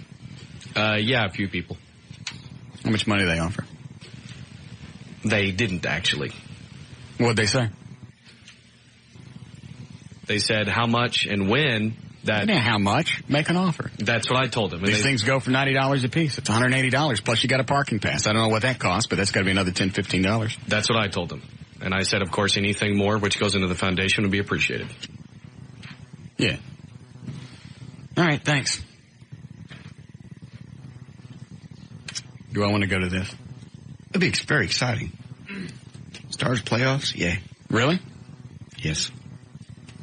Would you want to go? I'd love to go. Doesn't say what time it starts. I can find that out. We don't have to find out now. Yeah, if nobody calls, nobody gets up here in time, then we'll just stick a couple $100 in the foundation and we'll go. I'll have it with you. Parking. Okay. Here comes Nipple Boy. Yes. What is it? Trey. 6:30 is what time it starts. Do we miss a whole lot? Do they run ads at the beginning, like going to the movies? It starts a little bit late. I mean, you'd miss probably the first period. Period's only half an hour? Well, I'm talking about, actually it's probably an hour, but by the time you get down there? Get down there. Oh, we got to go through traffic, too. Well, most people will already be parked by then. Oh, yeah. That's the good news. Time we get in. Maybe George can run us down because he parks close. Yeah. So we only missed one period? Mm-hmm. That's all right. Okay, fine. Thank you. Could have called on the two-way and just told me it started at 6:30. No. Had to come in here. You want to. He likes coming in here. The hell is with him and the turtlenecks? It's cold outside. It's not cold outside. Makes him look queer. He's already got the queer haircut. He looks like that queer from 6 Feet Under. Oh. He does. The white one. Yes, I understand. You're welcome. Hello, Michael. Russ. Yes, sir. You watch the war? Much on TV? Yeah. Did you see it today with that video of the Marine guy? He's sitting on his tank, he's sitting around like blowing bubbles, man, just checking it out. Did you really? Yeah. Just casually, he had a little thing, dipping in, blowing bubbles, just hanging out.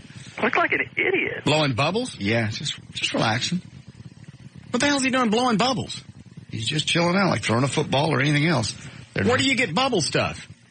Probably somebody sent it to him in a care package. I'm thinking his parents. Why would they send bubble stuff? You talking about the soap stuff? Yeah, soap. He looked very relaxed.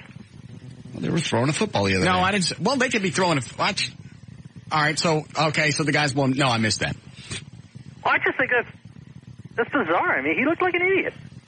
I don't care what he's doing. Well, I care. It makes the rest of the world think that we're all idiots. I mean, if we're all like this guy, just sitting around blowing bubbles, man. We don't care what the rest of the world thinks. The hell, why would we start now? Because everybody else... Russia and France, they've already turned their backs on us. One of the latest rumors that Saddam somehow made it into Russia or he's someplace and they're hiding him. So how much worse do we want it to get? I mean, everybody... What do we care?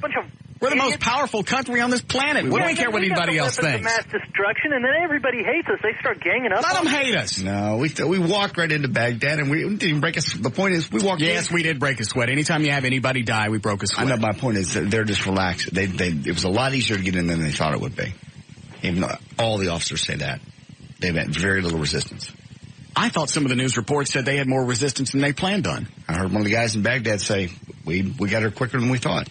They said that once the initial insertion when they went in, it seemed so easy, and then they hit some of the worst resistance they've had.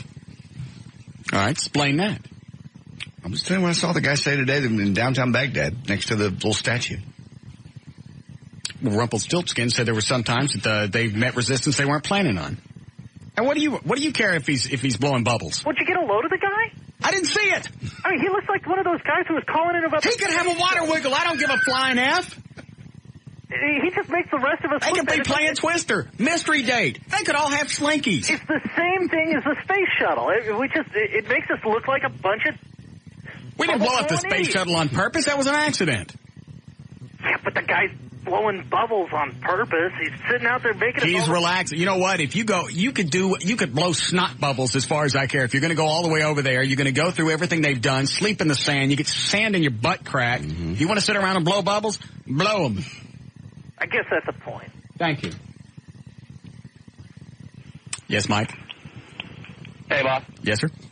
That was actually... By the way, I like that. I want everybody to start addressing me just like that. Hey, boss? Yes. Okay. I enjoy that. Okay. Go ahead, Mike. Yeah, he was actually blowing bubble gum, not bubbles like, little kids and such. But what was funny is Diane Sawyer's camera was kind of panning the crowd, and there he is sitting on top of a tank, and a big, super bubble gum is what he had. God bless him. He could blow bubbles. Yeah, he looked like he was just chilling, and he had a care in the world. Could care less if Saddam was right there. He was happy. The statue's down. And that's perfect. In fact, that's the image that we want to project to the rest of the world. We're we're relaxing, and we don't give a flying F what you think. I wonder if Iraq TV now thinks that there's a U.S. presence in Baghdad. I probably don't see it yet. All right, boss. We'll see. What did you see? So I'm just out chilling out. blowing bubbles, just hanging. Blowing soap bubbles? I thought it was soap bubbles, yes. Soap bubbles you normally don't suck back into your mouth. I was doing 2 or 3 things at the same time. What? Nothing. Sometimes you worry me. I don't worry you. He's blowing bubbles. Right in the bubbles, he's putting elephants. Oh, I saw it. No. Hello, Andy. Hey, guys. Yep. I got a comment for this jackass. He's running his mouth about the guy blowing bubbles. Oh. I'm a Desert Storm vet, and I want to know if this guy ever served and what business it is run his mouth about somebody trying to relax and just enjoy something that somebody sent him. Just take the edge off. I don't care what he's doing. If they want, let him drink. He can be sitting there with a Lone Star. I really don't care. If he's done everything and he served his country, you've earned it. You can sit there and blow bubbles until you're done. Yeah. Thank you. All right. Thank you. Thank you, Andy. As soon as that statue fell, apparently some fighting broke out right over Baghdad University. About what? What did the fighting break out over? Fighting as soon as the statue fell. At that same time, they were celebrating in the square. Okay. Over Baghdad University. Fighting broke out. So he didn't bring enough gum? No. What was it fighting for? I don't know. Just some resistance over there, and they were. I thought there was no resistance. There is at the university. You really need to get the story and hang with it. First of all, you said it was too easy, and then other times they said they met more resistance than they planned on. What the guy said. I'm just quoting one of the commanders from CNN. But 2 things happened. It was kind of funny at the university. They were catching fire. And with their hands? No. Okay. People were shooting at them. Got them, and they're catching the bullets. No. Make up your mind. And it was You don't tell a good story. It was live, and you could hear one of the soldiers go, "That was effing cool." The F word just clear as day. On CNN? On CNN. Why is it everybody gets to float that? I'm the one that gets in trouble if I let it float. Because they're live. So, we're live. No, we have an 8-second delay. You can check it. Obviously, it doesn't always work. Everybody knows about you and Anyway, and then we were watching a truck, and it appeared to me to be a Chevy, and about the time I went, it's a Chevy, and it had one of those big guns in the back. I mean, the whole back was... Was this one of ours or one of theirs? Theirs. Okay. It was one of their guns. I went, that's odd. That looks like a Chevy. Just about the time it just exploded. It was a Chevy. It's gone. That would have been a Ford. Yeah. Crown Vic to be exact. Yes. Hello, Ricardo. Hey, boss. How's it going? Thank you. And I enjoy you calling me that. Well, it's good to call you that. Just wanted to let you know they interviewed that guy's parents who was blowing the bubble, and he's from Dallas. So, is he really? Let you know that. Yeah. Did they say his name? I don't remember the name, but I know it was on one of the other shows on the News Wire. And they had his name, and I don't remember, but they interviewed his parents, so maybe we can hunt him. Find it. Maybe we can hunt him down then. Yeah. All right. Thank you, sir. All right. God bless. Thank you. Yes, Dan. One caller called in and said his mom was on Mark Davis's show earlier. Oh, really? And the soldier's first name apparently was Jeremy. Well, then that's enough. Mark Davis. I guess all the nice people get the interviews. Yeah. Probably had a producer that jumped right on that. Probably so. Well, I missed it, so I didn't know anything about it. Why would you care? Why would you care what they're doing? Really, whether they're blowing bubbles, playing Chinese checkers with the real Chinese, Russian roulette with real ones. Kill another one. I suck at this game. I am so pissed at those 2 countries. It twists my colon every time I think about it. Of course, Russia denies that they're, and they could be right. They may not be housing Saddam. I don't know how he would make it that far, though. CIA, the last report that I read today, they think they got him. I read something that said that they were jubilant over the fact that they had killed Saddam. They were that confident. Yeah, I have the story about basically we disagree with the Brits on this. We're saying we got him, and the Brits are saying no, he got away. Where did the report come from that he's being housed someplace in Russia? Did you hear that, Eddie? It was the Russian embassy. Yeah, okay, something like that. I don't remember the report. I heard it on KLLI, but it was that he had made it to the Russian embassy, and they were trying to work something on getting him out of the country. Oh, I got it. Okay. That makes more sense than So he must have got the heads up that we were coming to get him the other night and just booked out through a tunnel, I guess. How'd he get out? Booked out. Through a tunnel? Through a tunnel. Military lingo? Yeah. That when I was embedded. Saddam, bombs are coming. Let's book.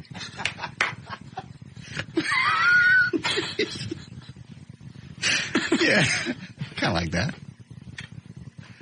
But hanging around for bombs? What did we do, Saddam? Let's book. Is it Miller? Yeah. Yes, sir. Go ahead. Yeah. Boss man. Yes, sir. God, I love that. Yeah. You like that? Yes, sir. It was Jeremy Cook.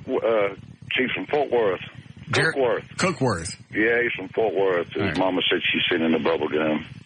Perfect. Well, then we'll see if we can get him on. Thank you, sir. It's very kind. You bet. All right. All right.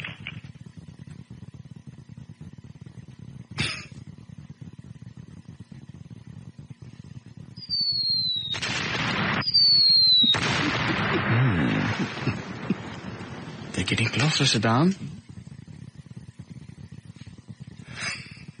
Let's book. I could see him saying that. Yeah. Because I said it by telephone. Yeah. Better get out of there. What are you? I booked. Hi, Chris. Yeah, what's going on? Did you see it when they were pulling? I'm sorry. What's going on? What? Did you see it when they were What's going on? What? When they were pulling Saddam's What's my name? Boss man. Thank you. All right. Did I see what? When they were pulling Saddam's head down the street, there were Iraqis that were riding on top of it. Yeah, I saw part of that. Yeah, then they got off and started beating it with their shoes. Yeah, what is a shoe thing? I understand that's supposed to be an ultimate insult, but I don't understand why a shoe. I don't know. Don't know either. All right. Just their custom. Yeah. Thank you. And I hear the U.S. government got a little antsy when they took and wrapped the U.S. flag around Saddam's head. Yeah. But they took that off, and then they put the Iraqi flag on. And I believe the whole concern was, all right, we're here to liberate. We're not here to conquer. And by taking and putting the U.S. flag around his mug, it looks like we're conquering. I don't know how long it was between the U.S. flag and putting the Iraqi flag. Did you see, Eddie? Yeah, it was just a couple of seconds. Really? Wasn't very long. He was pulling it down as they were handing him up the new one. I mean. Oh, okay. Well, then that was done on purpose. And out of respect, they pulled the Iraqi flag off before they pulled the statue over. Oh, did they really? Yeah. I missed that whole thing. In fact, I had a guy send me an email as it was happening, and by the time I got downstairs, I'd missed the thing coming down. In fact, they said the Iraqis tried for, what'd you say, about an hour? Yeah. For a while, tried to get it down. I thought it was cool that the U.S. came in and went, hey, you need some help with that? We certainly don't mind. And at that point, we're working with the Iraqi people. How cool is that? It was great. You wonder what the Hollywood types are saying now that you see Iraqis holding up President Bush's picture and kissing it and going, oh, yeah, that's right. I saw one. We love you, number one. Right. Our hero of freedom. I forgot. I saw the picture on one of the websites today. Yeah, one of them was waving an American flag that had Stallone, the Rocky thing on it, too, on the flag. Is Sylvester Stallone on the flag? As Rocky. Like victorious fighting Rocky. They had it pasted on the American flag, as well as they were waving it down the streets. Okay. So that's some of the things I saw. I understand.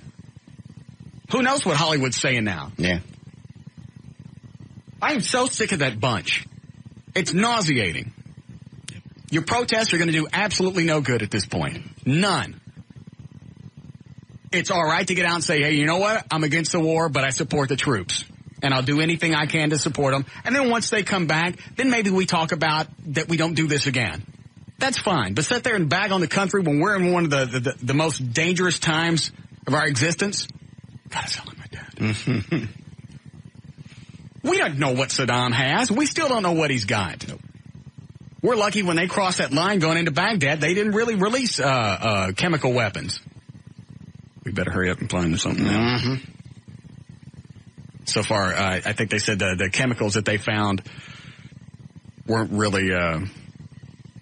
Did you hear the story, Eddie? Yeah, I'm trying to remember how they phrased it because it was like... Wasn't as dangerous as we thought. Yeah.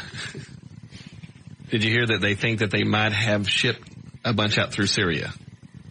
Some of the what? Some of the chemical weapons. Did we release that story? Yes. Good coverage. Yeah, that's what I would do. Hey, let's hear. They shipped them out. The truck tracks. There we go. Hi, Matthew. Hi, Russ. The bottom of the shoe insult. Yes, sir. That is because the bottom of the shoe walks in poop. So they are taking, that's one of the worst insults you can do is show them the bottom of your foot or hit them with the bottom of your shoe. I like that. All right. Thank you, Matt. Sure, man. Yeah, they had little kids doing it and everything else, beating them with a shoe once it fell. It just really makes you wonder how everybody that's against the war and said we had no business being over there, makes you wonder what their take is now. Especially that fat bastard Michael Moore. What a grunt. We have to break. All right. I got a message for all of those punks. Mm-hmm. What? You'll have to wait through the break. Okay. I may give the message in the middle of the break. All right. I may give it one spot in. You tune out, you go someplace else, you may miss it. And it's a good one. Okay. There's a long break. Of course they all are. We'll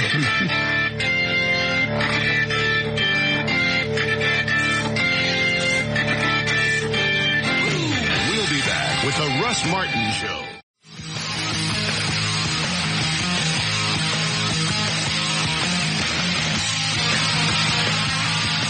Call Russ now at 214-787-1053.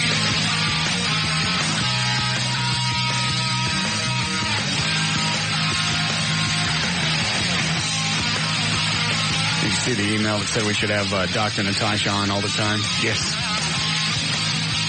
Saw that. No. You and her should do a show together. No. It was fun. It was fun for one day. No.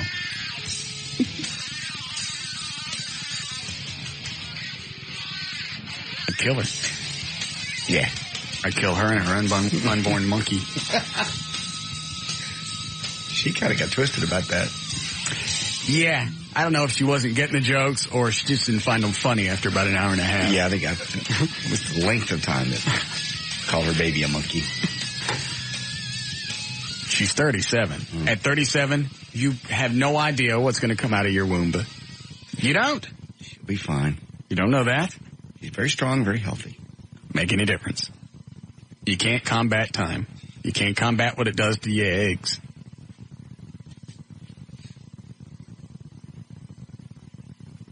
It'd be even funnier if she had a malformed monkey. Not even a good monkey.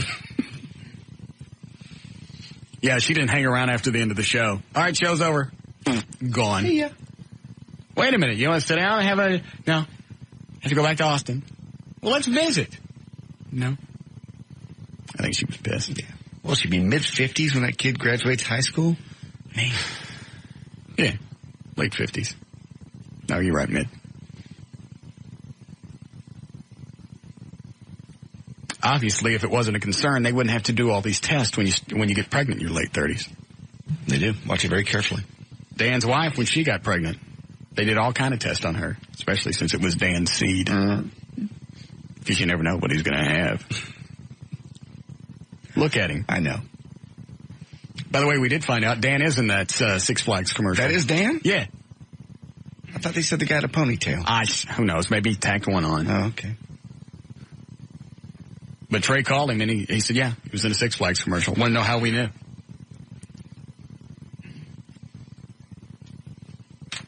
I don't know if he got any money for it. Probably not. Well, look at that. His career's on the upswing. There you are. Yes, Joe? Hey, boss. Yes, sir? I think George Bush probably had the right thing going. I think this is probably why he had the death threat from Saddam. You remember back when he was calling him Saddam? Which Saddam, according to Iraqis, means shoeshine boy. Does it really? Yeah, and that's why he purposely called him that. He would always make a point to call him Saddam instead of Saddam, and people were saying, well, maybe it's because of his Texas accent. No, it's because he knew exactly what he was doing. I never heard that. And also, you know these human shields that went over there? Mm-hmm. You know, when they were panning the audience after the statue was pulled down, on one of the news stations, there was some Iraqis carrying a sign, and it said, "Human shield, go home." Yeah, it said, "You U.S. wankers," actually. Really? On the bottom of it, yeah. Good. All right. Thank you. Thank you, Joe. Boss. All right. I like that a lot. Yeah. Thanks, boss. You married chick, keep her ring on. Which married chick? I mean, yes, yeah, Casey? which married chick? Hi, I was. Oh, shut up. You want to get in my business? No, I don't. Do you? No. Mr. Electronic Wizard? No. Please, continue on, boss, with this phone call. Have you talked to anybody today? I've had an email. Okay. Anything addressed? Just that we'll talk. I hit the delay. I hit it twice. I, honest to God, thought 6 seconds would take care of it. I'll do something. I'll handle it. I have a suggestion. What? I've turned the mics off, and I'll tell you quick. Okay. All right.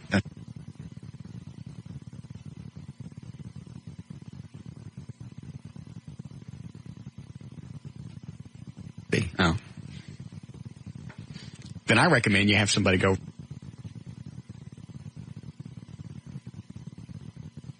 Okay. Is it hard? All right. Go ahead, Casey. Hello? Yes, ma'am. I was calling to find out, the married chick that you're involved with, does she wear her wedding ring while you guys are doing it? Yes. Yes. Mm-hmm. Okay, very good. Thank you so much. Why do you ask? Well, I'm involved in the same kind of a situation with a married man, and he wears his. Yeah. And I just didn't know if it was a guy thing or... Nah, taking it off would be rude. Oh, I think so. I agree. It doesn't bother me. I was just curious. Like I said, if it was a guy thing. No. Okay, very All good. right. Thanks. I'm not saying a word. What? Taking it off would be rude. Doing it is rude. Excuse me. Let me ask you something, if I might. Yes. Totally ignoring the events of today. Thank you.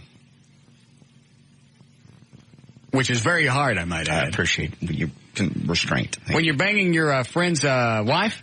A long time ago. Uh-huh. Did you guys take your wedding rings off? Pow. Did you? No. When you were poking her in the hot tub? No, but I've learned. You take the rings off? You continue to do it. Did you take the rings off? No.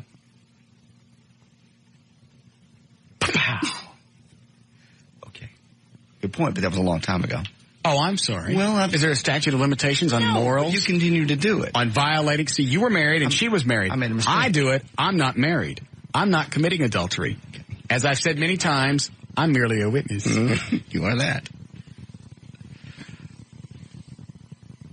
Trey just brought me something from Michael Moore's website. Let's see what this says. Let's see. Dear friends, this is from michaelmoore.com. It appears that the Bush administration will have succeeded in colonizing Iraq sometime in the next few days. What's the date on this? April 7th. All right. This is a blunt. If I was him, I'd take this off my website today after watching how the Iraqis treat our military. They don't have to go out there and welcome these guys. Hugging them, kissing them, holding their children up to kiss them. I didn't see that. Are they? Yeah, they are. And just the fact that that's got to be one of the coolest moments. I'm sorry, I missed it. That Iraqis and the U.S. military troops pulled that statue down together. Mm-hmm. I have goosebumps thinking about that. It was something to watch. This is a blunder of such magnitude, and we will pay for it for years to come. It was not worth the life of one single American kid in uniform, let alone the thousands of Iraqis who have died. And my condolences and prayers go out to them. No, you're not going to be able to salvage this. Mm-mm. So, where are all those weapons of mass destruction that were the pretense for this war? Ha! There's so much to say about all of this, but I will save it for later. What I am most concerned with right now is that all of you, the majority of Americans who did not support this war in the first place, do you not look at television? Do you not look at the Gallup polls? Really not. Do you not talk to people in real life? Not everybody surrounds them with a bunch of suckasses, which is what you got.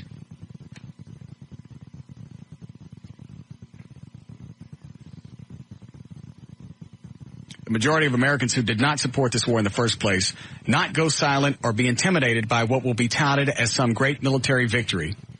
Now more than ever, the voices of peace and truth must be heard. I have received a lot of mail from people who are feeling a profound sense of despair and believe that their voices have been drowned out by the drums and bombs of false patriotism. Some are afraid of retaliation at work or, well, you know what? If you're in the majority, you don't have to worry about retaliation because there's more of you than them. Yep. Makes sense. Hello, Daryl? Hey, what's up? Nothing. Who is it? It's Russ. Hey, Russ, I mean, it's chill and all that you got everybody referring to you as boss man. Mm-hmm. But you know it'd be a whole lot better. If you call me Massa? No, man. Have everybody refer to you as my nigga. You black people may do that if you prefer. Black people can do that? Yes, I don't let white people use that word. That's your word, and you can use it as you choose. All right, there, my nigga. All right. Thank you, my, it's like... Stop it.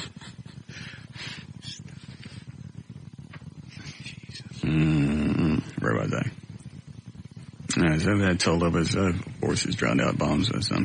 Some are afraid of retaliation at work or at school or in their neighborhoods because they have been vocal proponents of peace. They've been told over and over that it is not appropriate to protest once the country is at war and that your only duty now is to support the troops.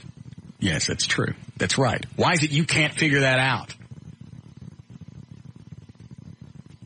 Can I share with you what it's been like for me since I used my time on the Oscar stage 2 weeks ago to speak against Bush in this war? I hope that in reading what I'm about to tell you, you'll feel a little bit more emboldened. Is that a word? Did I just ask you? Yeah, you did. To make your voice heard in whatever way or forum that is open to you. I don't even know if I want to read the rest of this. Movies are cheering.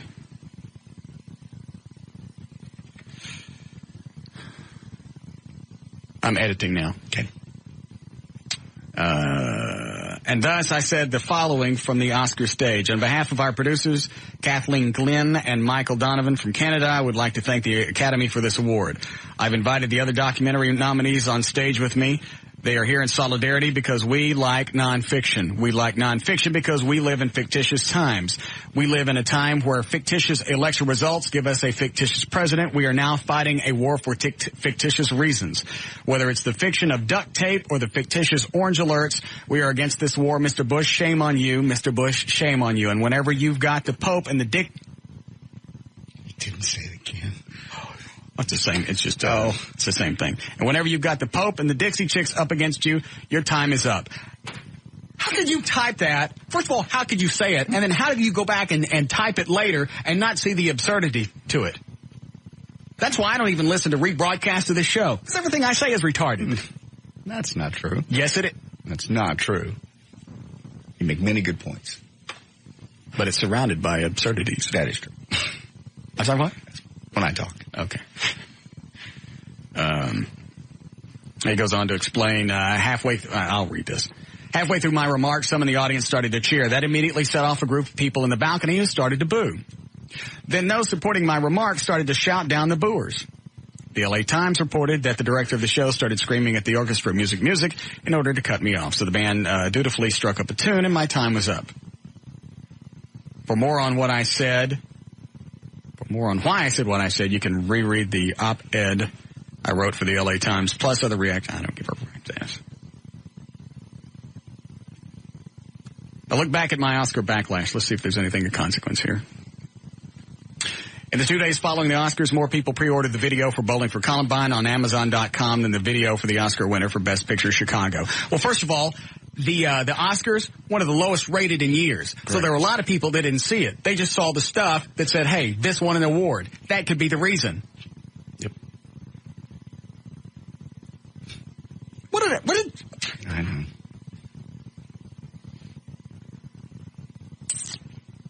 Let me see how this ends. It's as absurd as the Iraqi information minister and the things that he was saying. Yeah. They're just laughable. How do you explain the Iraqis welcoming the Americans? How do you do that? Holding up pictures of Bush, kissing them. How do you explain them giving the thumbs up as the tanks go by? How they embrace the American flag? How do you explain that? You don't live there. You don't know. How dare you make the decision for that country? Mm-hmm. Even though we did. But we were right. Part of that's, if you want to really stretch it, part of that's in our Constitution.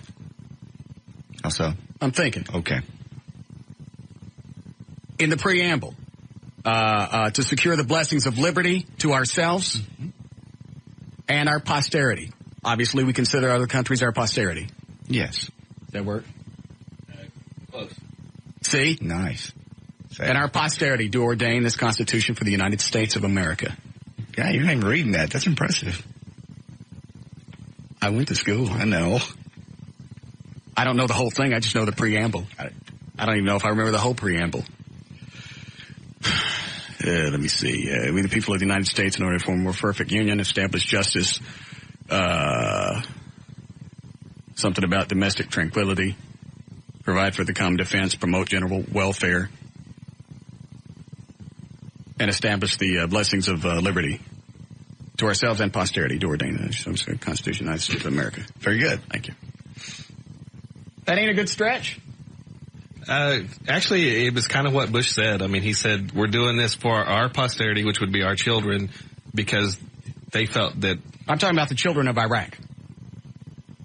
They were basing it on our kids and the fact that he is a future threat. And he's also a threat to Iraq. Absolutely. Okay. We consider them our children as well. Everyone's created equally. Thank you. In God's eyes. Absolutely. Skate! Nice work. Thank you. Here's how he ends it. Unfortunately, Bush and company are not through yet. This invasion of conquest will encourage them to do it again elsewhere. The real purpose of this war was to say to the rest of the world, don't mess with Texas. If you got what we want, we're coming to get it. This is not the time for the majority of us. Mm-hmm. Isn't it amazing? I bet he's topped it enough to where he believes it's a majority. Majority of us believe in a peaceful America to be quiet. Make your voices heard. Despite what they have pulled off, it is still our country. Yours, Michael Moore. MichaelMoore.com. In case you'd like to go to his website, I'm sure there's an email address where you can communicate with him and tell him what you think. Mm-hmm. Yes, William? Yeah, I got some advice for you on these war protesters. Yes, sir. What you're supposed to do is just punch them in the face right in the middle of their argument, and when they get mad and want to take a swing at you, remind them that they don't think... Right, I've seen the email. Thanks. You've seen it? Yes. Same thing. I've seen that 100 times. Mm-hmm. Thank you. Everybody's seen it. It's a funny joke. Ha ha. We laugh.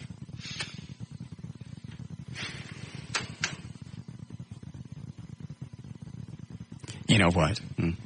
I hate to break this down to its really simplest form, but what are they still doing here? Michael Moore, the rest of them. You can't throw them out. They don't like anything else that's going on. 2 words. Get out. Get out. I agree. Get out. Get out. You don't like Bush? You don't like the war in Iraq? You don't like our domestic and foreign policies? Get out. You're ashamed that President Bush is from Texas. You know what? That crap works both ways. Why don't you get out? You want to impale his likeness at a concert? Yes. Get out. I don't like that one, Eddie. That one's kind of goofy. Let me hear this one. That sounds like Gomer Pyle. That's a little. All right, that one's fine. Just let it play. You want to chunk a grenade in his lap in your music video? Great. Get out. Yeah. You want to call our president fictitious while you accept an award from Hollywood? From Hollywood? Yeah. Get out. Get your fat ass out. You want to do a protest song and then we find out you ain't voted in 12 years? Get out. You don't want to support our troops. You don't want to remember the people that give up their most precious commodity, their own life, for this country. You don't remember them? Get out. Out. Hollywood makes me nauseous. Most of them. You want to bitch and moan about this country? That's fine. Bitch and moan, but have a solution to go with it. If you don't, get out.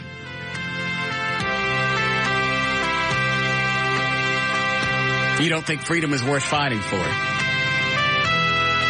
then obviously our past disgusts you. Why don't you do this? Why don't you give up your rights and your freedoms and get out? Try this. Why don't you go to another country, bitch and moan about the government, see how long it takes before you sound like Kirk Douglas, because they're going to cut your effing tongue out. True. You give that a shot and you let me know. Jesus. Yeah. I'm proud of our troops. Great job. The job that they're doing, it's a job that I wouldn't do for any amount of money. I wouldn't want to go. Look at everything that they've been through over the past 3 weeks. I don't care how big of a goob he comes off as. I'm proud of the Commander-in-Chief for the Armed Forces. For what the flag stands for, that thing didn't get tattered by accident through a bunch of peace movements. I still swell up at the national anthem.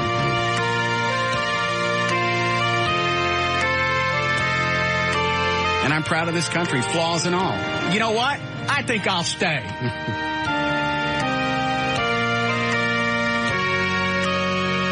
God bless us all. Yes. And may God continue to bless America. Thank you and good night. Very well said.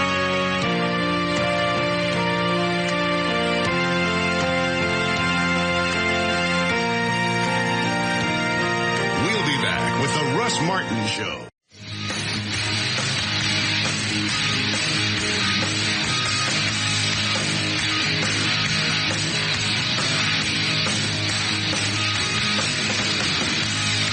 All right.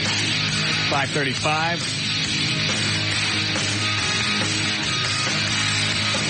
At KLLI, Dallas, Fort Worth, Texas. United States of America. Thank you. Hi, Justin. Hey. Yes, sir. No, I'm just going to say that last comment that you made, if you don't like it, get out and all. I would just want to say that regardless of which side of the argument you're on, that is the worst argument you could use. Nope. I'm sick of them. I've had it with them. I'm tired of the pissing and moaning that comes out of Hollywood. If you come up and you bitch and you don't have a solution to go with it, I don't want to have anything to do with you. No, it's an absolute waste of time. It's complaining and moaning and not having a solution. It's real easy to look at something and tear it down, but if you don't have a solution, you're as stupid as the people you're bitching at. No, and that's fine. That argument there is fine. But thank you, and we're done. Very nice. Thank you. See, Mark Davis would not have ended that conversation like that. Why? He wouldn't if he would have gone on, let that guy make his piece. He don't have a point. Well, that's the point. And the longer I let him talk, the more he thinks he's got a point. Yes. That's why you can't do it. You can't go 15 minutes and not hang up on somebody. I'll work on it for tomorrow. Okay. We'll take 15 minutes out of the show, and I'll do it like one of the AM talk shows. All right. Where people can call in. Like that guy just called in, and he's going to get to talk for every bit 5 minutes while he makes his point. They can't talk forever. Okay. No. I'll do like a normal talk show. You know what? I'm running out of time. I have to move on. I appreciate your thoughts and your kind concern. How about that crap? We'll have to agree to disagree, that type of thing. That's how he is. I can't do it. It still makes me dizzy thinking about that. I'm sorry. The vertigo. Hi, Alicia. Hey. Yes, ma'am. I just wanted to say thank you, Russ Martin, for voicing something that the true majority of Americans feel. And they should get out. And what amazes me the most of all is that these idiots that are protesting, do they not realize that it's because of war that gives them the right to protest? No. And that's been addressed 100 times, and they don't. And the fact that Michael Moore can drag his fat ass around this country and make money, he's able to do that because of what's happened in the past, through conflicts in this country. But he doesn't like conflicts. Then you're absolutely right. He needs to get out. You're not happy with our country? Get out. Go someplace where you might be happy, where they are pussyfooting around. Yes, thank you. Bye. I know. It's very archaic. It's very redneckish. If you don't like it, get out. I'm just sick of the moaning. and they think that they carry so much weight that people are going to listen to them. I couldn't give a flying F what Pearl Jam thinks about this stuff. Mm-hmm. Or the Dixie Chicks. Or any actor, singer. Nobody. Mm-mm. But they think they're so big, and they get a stage, and they get a camera, and it gets reported when they talk. It's their first chance at speaking somebody else's words. Everything else is normally written out for them. Hey, I got a chance to say something. I'm going to go do this. Here's my big shot. I don't care what you think. Good afternoon, Tim. Hey, Russ, is this you? Yes. Yes, Russ. I'm one of the guys you used to hang up on all the time because I used to call and say that I hope you died in a car accident and everything, and I called to apologize to you. I've realized that through this entire war, you're one of the few journalists that actually has enough integrity to get up there behind the mic and say what's true, and I think that all the shiny fatheads who, speaking on TV, including most of the reporters in journalism, are trying to drudge the worst out of the president, should have their television shows taken away from them and get put behind a microphone and have you get put on TV. Why do I smell a hose job? I'm not telling anything, Russ. I'm saying I used to listen to you out of sheer spite, and I'm listening to you now as a fan, and especially after what you just said. I'll continue to listen to you, but this time as a fan. I'm sorry that I used to call and say that I hope you died. I called that one time you were talking about not giving up your organs, and I said that nobody'd want your organs because you had a bad liver. And you remember all the bad things I said. Was that you?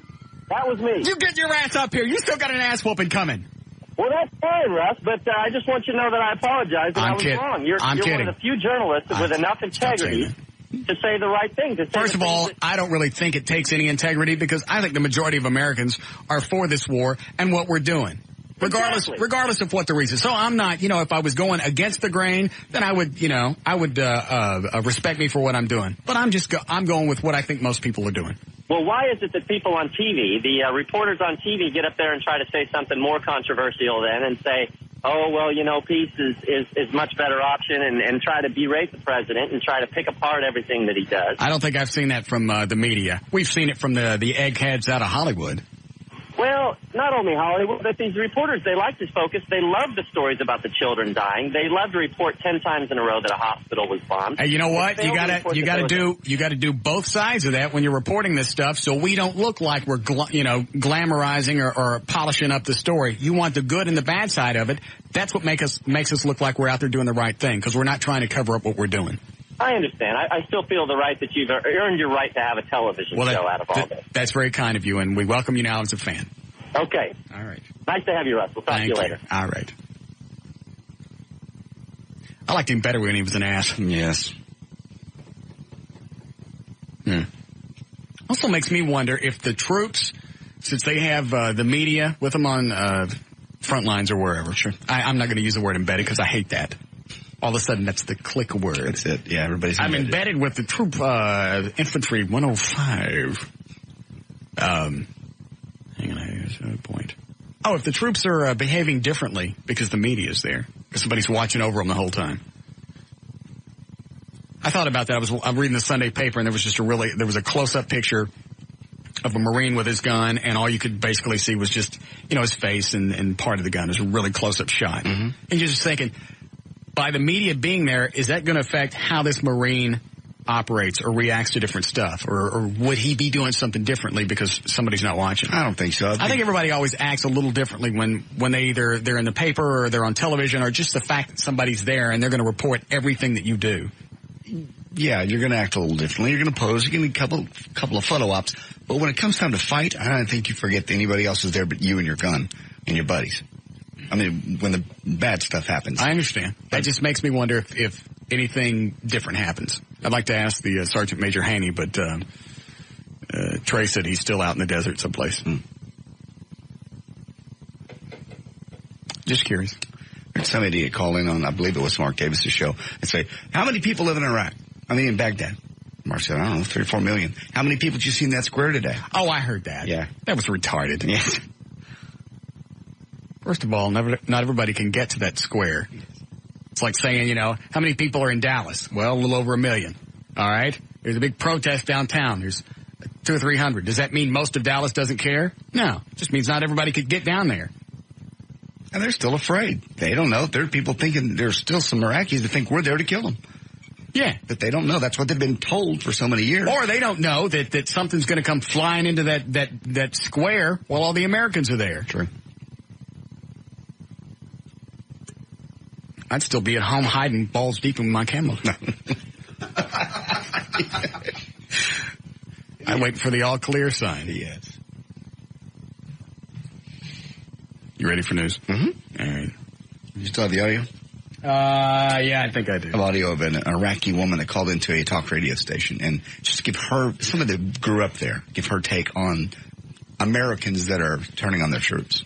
We'll talk about that in a second. 544, J.D. Ryan's in the thing. Live 105.3, thank you, Russ. Their hour of freedom at hand. Jubilant Iraqis celebrated the collapse of Saddam Hussein's murderous regime today, beheading a toppled statue of their longtime ruler in downtown Baghdad and embracing American troops as liberators.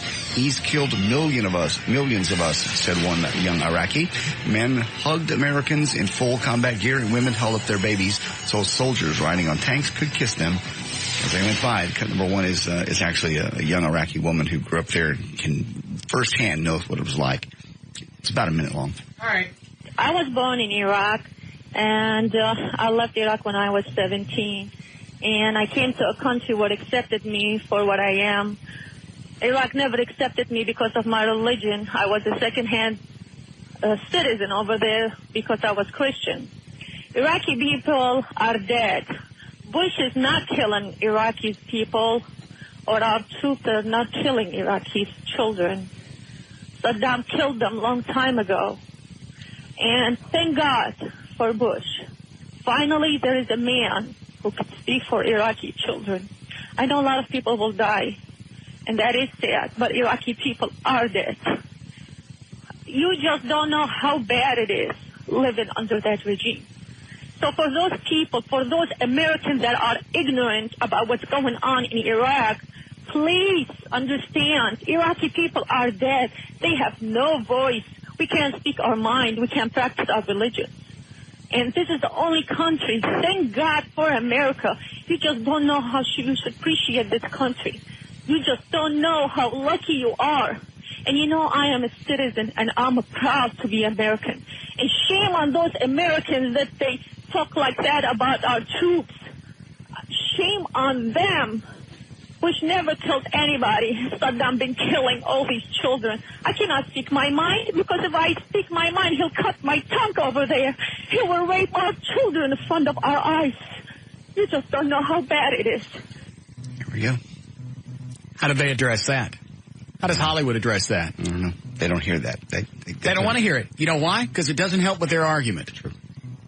We haven't found any weapons of mass destruction. You know what? Right now, I don't care if we find Dick. I couldn't care less. I don't care what our reason was for going over there, whether it was to liberate the Iraqi people, or we're worried about our own safety, or we're there to drop oil prices. I don't care if it's a combination of all of it. It needed to be done. And God knows the rest of this planet's going to stick their head in the sand, and they're not going to worry about what's going on, because they know that we're always going to be here to oversee this earth. Mm-hmm. They know that. That's what we are. Then they turn their back on us because they're afraid of their relationship with another country. You know what? You better be worried about your relationship with us, because there's going to come a time where we don't care about anybody else. I bet not. I'll bet you not. And that's why they continue to do it. Mm-hmm. Always the first ones there, the last one to be thanked, and always the first ones to be turned on. Screw them. I'm done. Alrighty. Working with the Bush administration, congressional Republicans are maneuvering to make permanent the sweeping anti-terrorism powers granted to federal law enforcement agents after the attacks of September the 11th. The move is likely to touch off strong opposition from many Democrats and even some Republicans in Congress who believe that the Patriot Act, as the legislation that grew out of the attacks is known, has already given the government too much spy power on Americans, expanding the government's power to use eavesdropping, surveillance, access to financial and computer records, and other tools to track terrorist suspects. Yeah, we should have more power. I don't have anything to hide. I want to call it the sneaky bill. Let them go take whatever they want. Isn't it funny? We get, what is this? April? Mm-hmm. You're about 18, 19 months away from September 11th. Mm-hmm. Back to normalcy. They don't need this power. It goes too far. Oh, it was okay back in September or whenever they passed this. You're afraid to get on an airplane. Yeah. All you got to, I even went to CNN's website and looked at the World Trade Center's falling again. The two towers. Right. Go back and look at that. Little refresher. Just to remind yourself what happened on that day. It's damn freaky. I don't know if I'll ever really grasp what happened there. Because I never really saw, I don't think I ever saw the World Trade Center in person. It would have to be a building in Dallas or Fort Worth. Someplace in North Texas I was used to seeing every day, and all of a sudden it's gone. And thousands of people were inside that when it happened. Yeah. Oh, that still doesn't even dawn on me. I just look at the buildings. Because you don't see the people and the blood and the guts and everything else that goes on. That's an abstract thing. It's hard enough for me to comprehend the fact that both of them went down. Right. And then you got to remember there were people inside, and there were people jumping out. Firefighters were rushing in. Yeah. I'm getting morose. Read something else. All right. Here we go. How about this? Hey, hand me that bottle. Low-carb diet promoter Robert Atkins hospitalized. Good. What's wrong with him now? This is actually with severe head injuries after falling on an icy sidewalk. Yeah, that's what he did. 72, he slipped and fell outside the Atkins Center for complimentary medicine. A colleague rushed him to the hospital where he underwent surgery for severe head trauma. Mm-hmm. Probably got dizzy and collapsed from lack of carbs. Cher hit the top 10 this week with her new greatest hits album, Very Best of Cher. And she had her big going away tour. Very last, see you there, never come back, farewell Cher thing last night. No. Oh, I know. No, she'll be back. But what makes Cher a rare appearance at the top of the charts, interesting, is that her label, Warner Brothers, just dropped her last winter after her most recent album, Living Proof, didn't do so well. Warner Brothers said it wanted to concentrate on younger acts and not folks that are like 56. And a former hippie chick. There we go. So they moved on. Ladies' man Colin Farrell spent 5 hours in a private room with two strippers and then left them a total tip of $1,800 afterwards. This comes from the Minority Report. $1,800 for a couple hours? That was just a tip.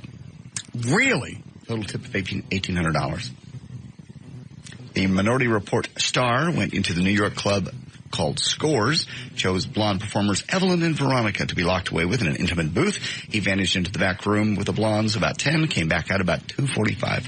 That's a lot of money on table dances. Mm-hmm. Isn't it? That's a big tip just for table dances. Yes. And finally, there's a new book out from James Douglas Barron called She Wants a Ring and I Don't Want to Change a Thing. He offers the 10 things men most fear about marriage. Number 10, giving up erotic, break the guest room fold-out couch sex out for regulated, you do this, I do that, now let's sleep sex. Number 9, surrendering quiet, controlled space, privacy, watching ESPN all night, poker, beer with the guys, cigar breath, and stinky sneakers. Number 8, the blah life, boredom, routine. Number 7, becoming an active member in the tamed husband fraternity. Number 6, surrendering his post as president and CEO of Fun Firm, and then having to answer to the board of directors in a firm called Compromise. Number 5, replicating his parents' failed marriage. Number 4, divorce. It's clean and simple. Number 3, the what-if complex, like, what if I find somebody else I love more? Number 2, finally giving up the dream of tasting fruits of all nations, flitting from woman to woman. And number 1, the life sentence, for better or for worse. Hurry up, I got an email I want to read, came into the studio. That's news and information. I'm J.D. Ryan on Live 105.3, The Talk That Rocks Texas. Says, do you really and honestly believe the falsehoods that you're spouting? Do you ever come out of your own little world and look around? Do you ever read any news and watch any news programs or even listen to the radio? Mm-hmm. You punk. You can't possibly if you're spouting out the garbage that you are. You think the majority is with you? My Lord, you're pathetic. Statistically, the silent majority is with the liberation of Iraq. Didn't I say that? Yeah. It's a bunch of crap in here. Oh, you can have your opinion. That's your right. I serve my country and by choice. Everyone in the military, hang on. Somebody didn't use spell check.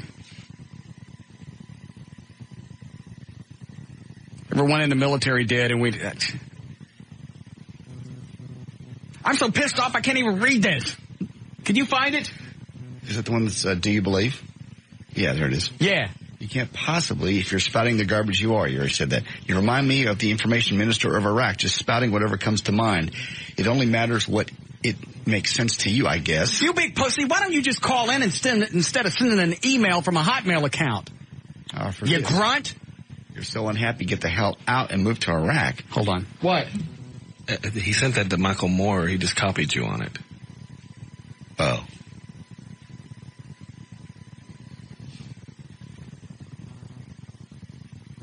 Yeah, well, you better. Bus.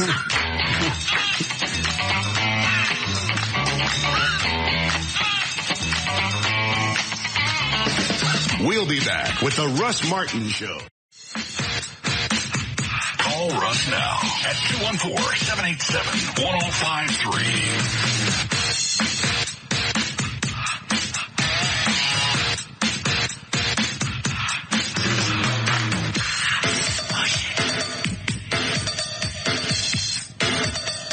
You know how Trey came in during that last break? He said he couldn't find the Duckworth guy, the Army guy that was sitting on the tank blowing bubbles. Mm-hmm. I just saw him on Channel 4 in the studio. I see. His parents. Yeah.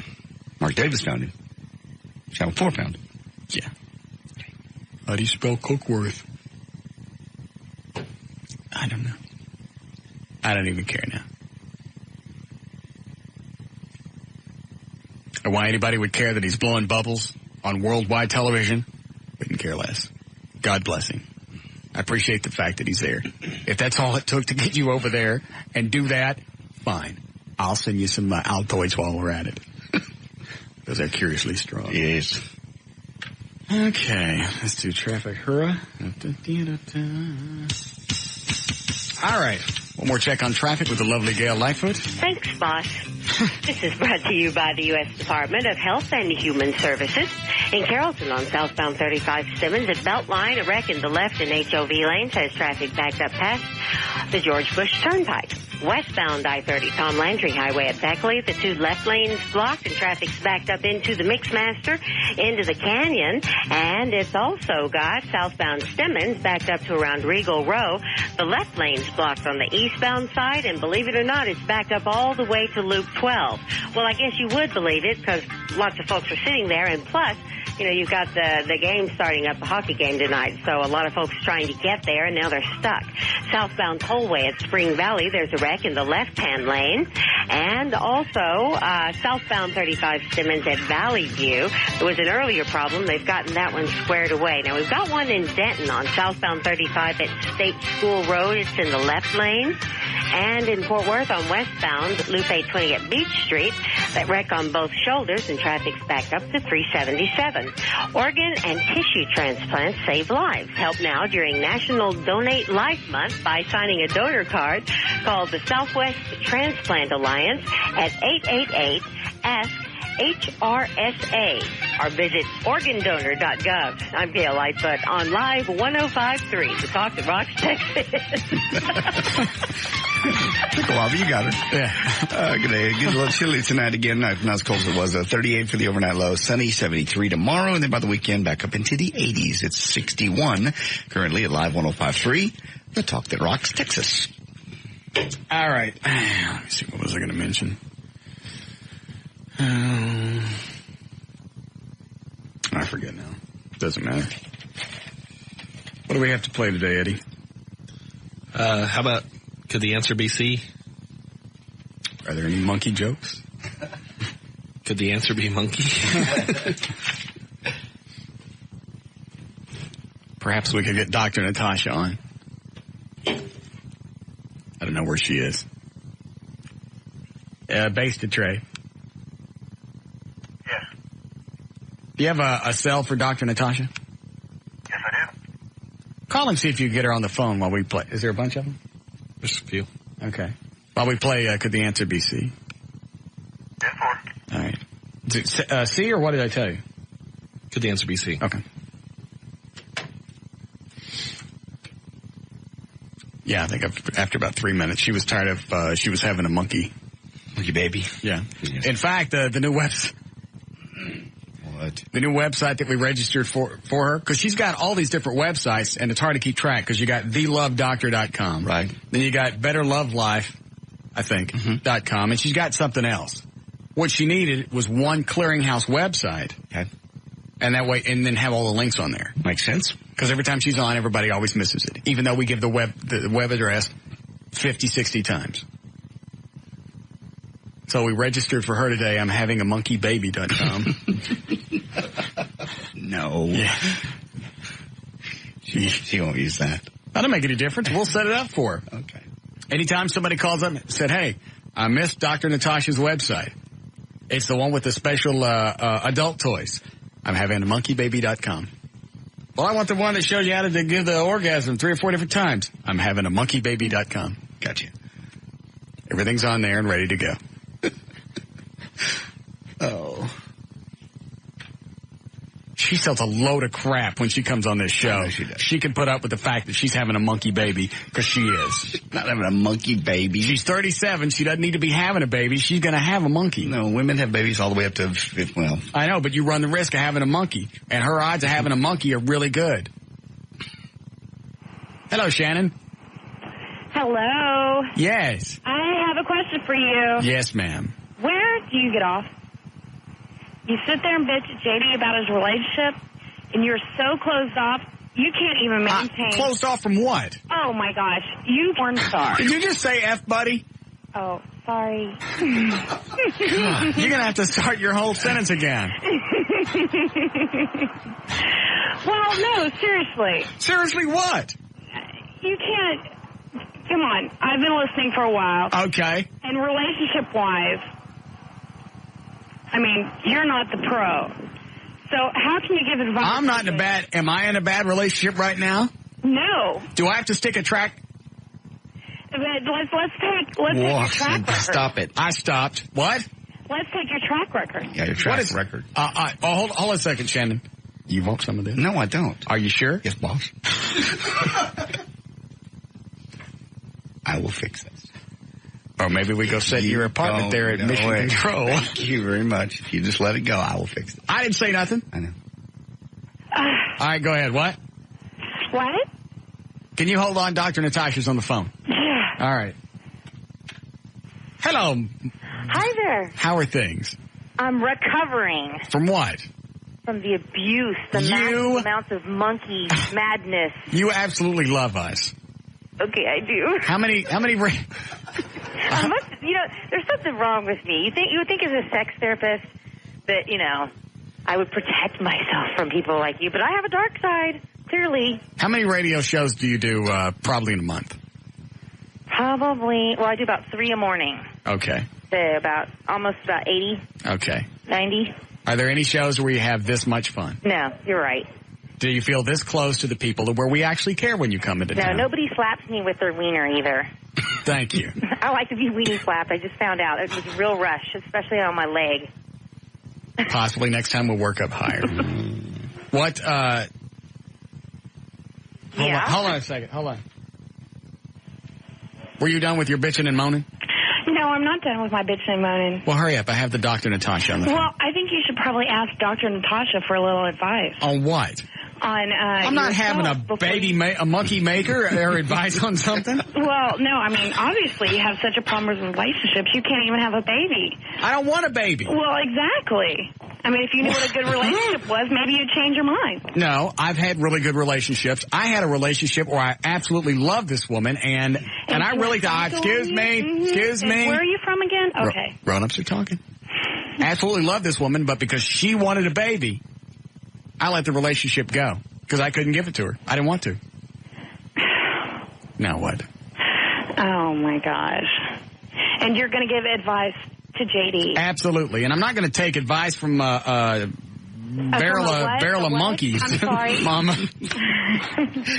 Oh, from Natasha. Okay. Yes. Mm-hmm. Well, maybe she's doing the right thing. And you know what? How many, excuse me, ask me some of these questions. Hey, Russ, how many times have you been divorced? Ask me. Hey, Russ, how many times have you been divorced? None. Hey, me too. Oh, that's twice. Oh. You can't say BS. You can say BS, you can't say the whole word. Okay. But that's okay. And I'm in the same situation. I'm not going to put up with crap anymore. I put up with it. You know what? I've had my quota of crap. If I got to be by myself for the rest of my life, I can't wait. Okay, and I can sympathize with you on that because I'm the same way. I'm not going to put up with any BS. Perfect. Then you know what? We've had an argument and we've come to a meeting of the minds, and now you and I agree with each other. But how can you get a vibe? Shut up. Knew it. You couldn't do it. She was close. She wouldn't just leave it right there. No. Okay? Both of you and I finally found a common ground. We're fine. Let's break it off right here while we're both ahead. Well, but she's a chick. She's a chick. Yeah, we both agree. But it's always a but. There is no but. Either we both agree or we don't. Hello, ooh. I think you just lost the next missus. No. Certainly no. No. Mm-mm. I thought you sounded like that would be a good match. Feisty, putting you in your place. JD's right. The problem I'm going to run into every single time, regardless of the age, and you're a prime example, is they're going to want a kid sooner or later. Oh, the baby thing. Yeah, and I'm not going to have one. I'm 42. I don't want one. I don't need one. There's no place in my life for a kid. Well, no, there are some women who don't want kids. And no, they're in the extreme minority. Yeah, in fact, you're right. That adds to the whole combination of finding a chick. You got to find somebody that you're attracted to, somebody you can have a conversation with, somebody you can be yourself around, and then with everything else you got to add into the fact that she don't want a kid. That's a rough combination to match. That's why I've pretty much committed to myself that I'm going to be alone. Well, I'll send you one of those plastic orifices if you'd like. I don't need one. I have a slit in my couch. Ew.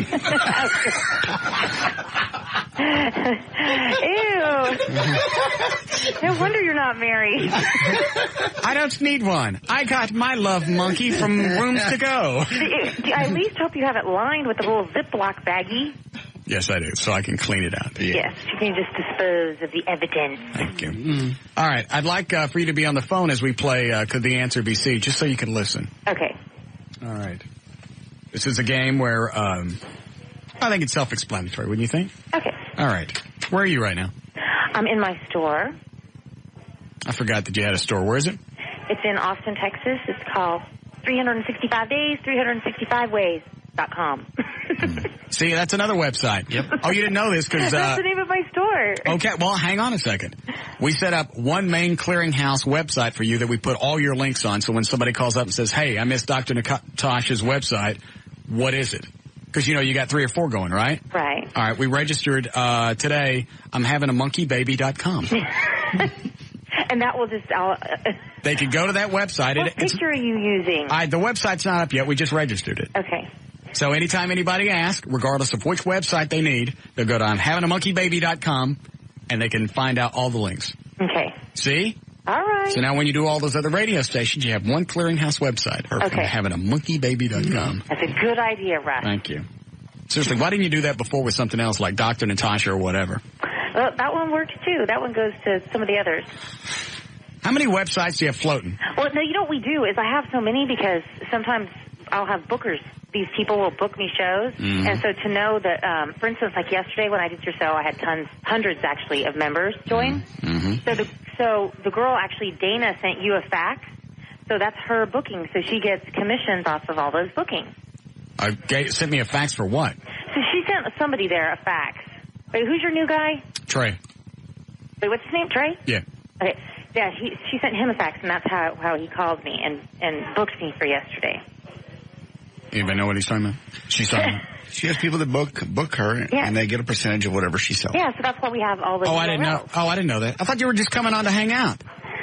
Well, I mean that too. Slut. But that's how I make my living. Slut. I hang out. Slut. Oh no, we're paying her money. Yeah. Whore. All in a day's work. I suppose. All right, here we go. Let's get let's get our contestant. It's time to get lucky and play the game that even a mutant mongoloid monkey could win. Let's play. Could the answer be C? And here's your host, Russ Martin. All right, let's get our contestant on.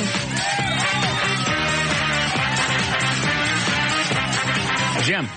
Yes. Welcome to the show. What do you do for a living? I make women's jewelry. All right. Say hello to Dr. Natasha. Hi, Dr. Natasha. Hi, Jim. All right. John, what are we playing for today? We'll be playing for 12 months bronze level web hosting from VertBiz.com, the official web host of Live 105.3 and the Russ Martin Show. A Condoms to Go prize pack valued at over $50. 6-disc collector's edition of NYPD Blue and a cool cap from Dr. Pepper's 7-Up Ballpark featuring the Frisco Rough Riders. All right. Here we go. You know how to play this, Jim? Yeah. All right. You have to get all of the questions right to win the fabulous prize. And here we go. Doctors say that the hardest part about having a baby after a woman turns 35 is A, they lack the ambition to do a good job, B, their bodies are not able to withstand the inside pressure, or C, teaching it the proper way to chug.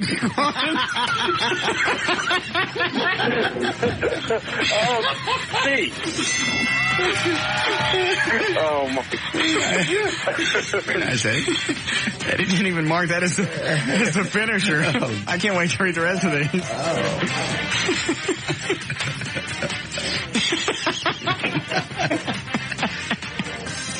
You still there, Natasha? Yeah. Fun, isn't it? Yeah, I'm just... All right. See monkeys chunk grunt. Yeah. Just in case you didn't know. Next one. To combat the growing number of children born to middle-aged women, daycare centers are now A, hiring older women so children are adapted to slower reactions, B, staying open later because many of the mothers work, C, installing ceiling nets for all the monkey babies. Could the answer be C? Yes. Worried about kids being born to women over 30, people are getting ready for A, an influx of unmanageable teens with parents in their 60s, B, a rise in drug use among children whose parents are far removed from their lives, or C, an overabundance of chimp-like bag boys at local grocery stores.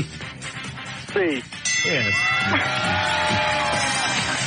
Dr. Natasha says that she has high hopes for her child's future, even though she will be almost 40 when it's born. It can most certainly be A, take over the family septic business, B, run her online stores when she retires, or C, join the Secret Service just like Lancelot and Link. That's a tough one. Shush. C is right. Your test is rigged. It's not. We're not telling him what the answer is. A study found that children born to middle-aged parents are more likely to A, have lower self-esteem, B, make lower grades than other kids, C, be able to hang upside down from almost any tree. C. Women over 30 having kids say it's great because A, they are able to afford the kids a better life, B, their marriages are usually more stable, C, everybody loves monkeys. C.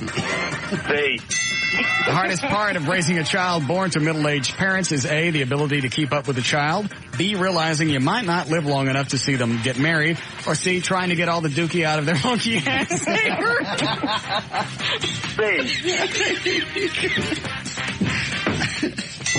are my questions? You don't get any. I just want you to listen. I hate this game. Stupid. I like it. I'm going to hang up. Are you really? Well, it's a stupid game. Where are my questions? You don't have any questions. I just wanted you to listen. You can't say that. You can take it. She hung up. She really? Yes.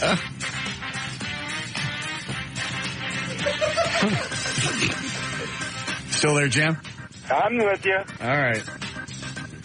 Did she hang up? Yeah, she's pissed. I guess the Jane Goodall questions are out of the question, huh? Which questions? The Jane Goodall? I don't know. Dr. Jane Goodall? Oh, we'll let that go. All right. We're going to leave it. Everybody loves monkeys. Hang a tree. Monkey ass hair. It's even funnier to see that in print. Yeah. Where do we leave off? The easiest part of raising a child born to middle-aged parents is A, they're raised in a calm household. B, they seem to mature faster. C, bananas are cheap. C.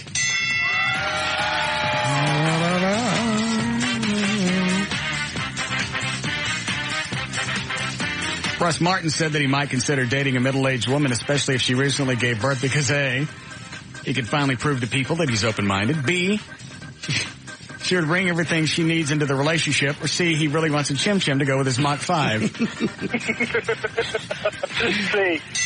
Children born to middle-aged women seem to get along better with pets because A, they are more loving. B, they understand the needs of a pet better. C, they'll pick the fleas off of them daily. C. Which ones didn't use here? Everybody looks monkey ass here. Dr. Natasha is defending her decision to have a child this close to turning the age of 40 by saying, A, I'll love it no matter the consequences. B, I'm finally mature enough to have a child. C, monkeys make me laugh. C. And finally, Dr. Natasha says the only thing that worries her about having a baby this late in life is A, it will be coming of age when she is ready to slow down. B, keeping her figure after the baby comes. C, trying to breastfeed it through the bars of the cage. I'm reading this one again. What did I do with it? And then we'll be finished. Okay. Doctors say the hardest part about having a baby after a woman turns 35 is A, they lack the ambition to do a good job. B, their bodies are not able to withstand the inside pressure. C, teaching it the proper way to chunk growth. Tell him what he's got. He got them all, and he has 12 months bronze level hosting from VirtBiz.com, the official web host of Live 105.3 and the Russ Martin Show, plus 6-disc collector's edition of NYPD Blue, a condoms to go prize tag valued at over $50, and a cool cap from Dr. Pepper 7-Up Ballpark. We'll be back with the Russ Martin Show.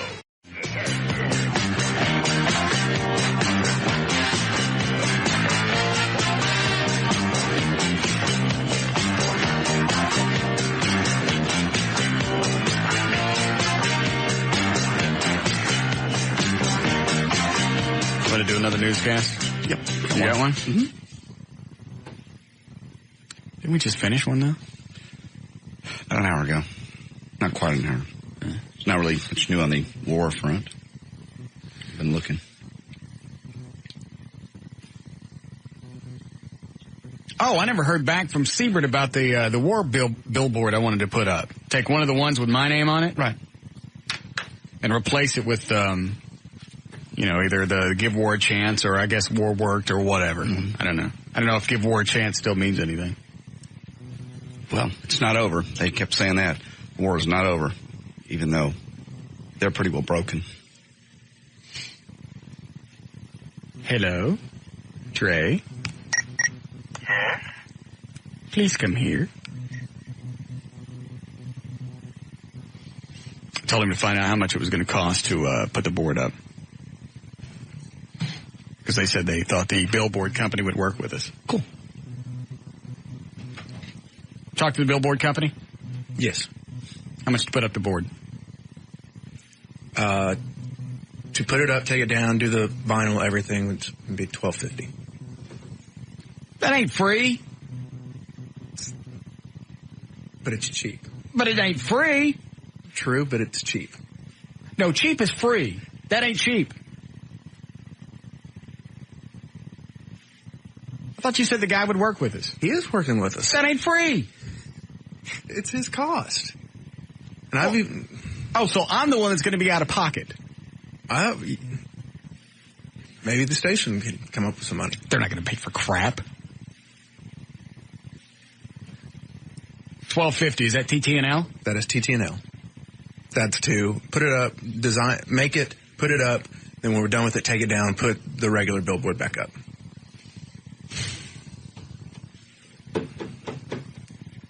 Man. What? It's kind of pricey. Just to make a statement. It's a statement for our troops. I realize that. Our cause. Yes. What we're doing. Yes. Well, we do that every day on the radio. I understand that. You know how many But it's easy to run your mouth and do it and not put any cash up. True. Good point. To show that we support our troops. Why we're over there. What we're doing. Well, let's change them all then. all the billboards. No, because then we'd have to pay for it. I'm just taking one of mine with my name on it. Good.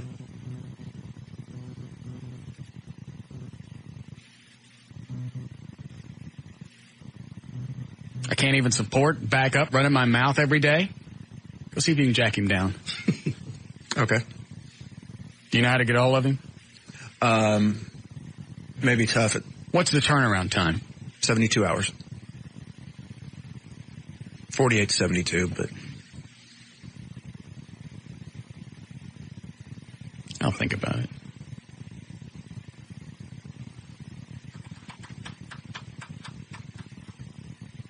Did he start higher and come down?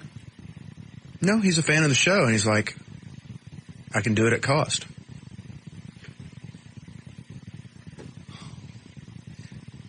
Do we have a board in a good location? Yeah.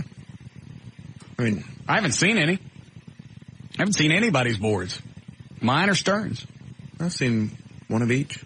Where? I'm on one with a decent location. There's one eastbound on 30 out of downtown. I know that. Really? Before Garland. There's a Stern. Going towards Garland? Going towards Garland. Yeah. There's a Stern board on right in front of the Fitchie building. Well, that ain't mine. There's one of your boards at 35 and something or other. Oh, that's a good one. Well, it's at the what? 35 and Powell. The George Bush? Yeah, just before.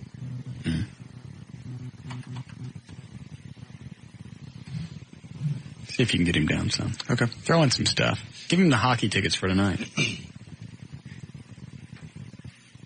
I'll see what I can do. Thank you. Game started 2 minutes ago. Well, he don't know that. Okay. It don't have a date on it. Just says game one, home, whatever. Right. Throw in some free DP. We got plenty of new Dr. Pepper. See if we can trade out the board for Dr. Pepper. I'll see what I can do. We'll throw in a French Kiss My Ass shirt. Okay.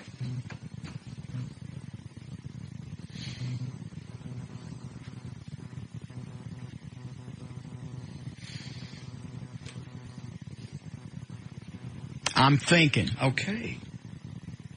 I spent a lot of money recently. I know you have. By the way, my taxes are, thanks to your guy Marty, speaking of money, are down to $3,700 from $6,800, but I still need the $3,700. Can you write spook? That's the wrong button. Oh. Write the check for me. That noise. You were going to write one for twice that. I'm about to lose $1,200. So I just have to pay it off? How long before you pay me back? I can pay you back in about 3 months. I want interest now. Okay. $1,200. Yes, John? Yeah, I just started a billboard foundation right now, $12.50 from 100 people. You'd be done at 7 o'clock. I'm not going to take people's cash. Oh, come on. If I do, the idea. If I do it, I'll eat it. Thank you, though. Okay. I appreciate it. Mm-hmm. Yes, Chris? Hey, Russ. Yes, sir. Boss man. Yes, sir.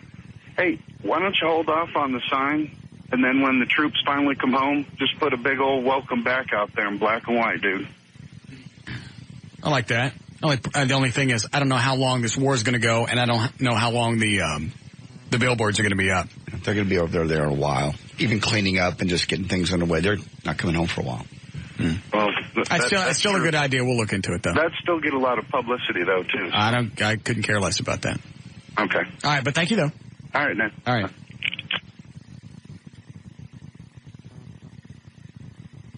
Does the guy on line one really want a piece of this? Does he really? Okay. I'll practice for tomorrow. Okay. Or I'm going to do the 15 minutes of whatever it is that I'm doing. Regular talk radio where you let people say what they want and you end up with thank you and goodbye. Yes. I'm going to practice on this guy. Okay.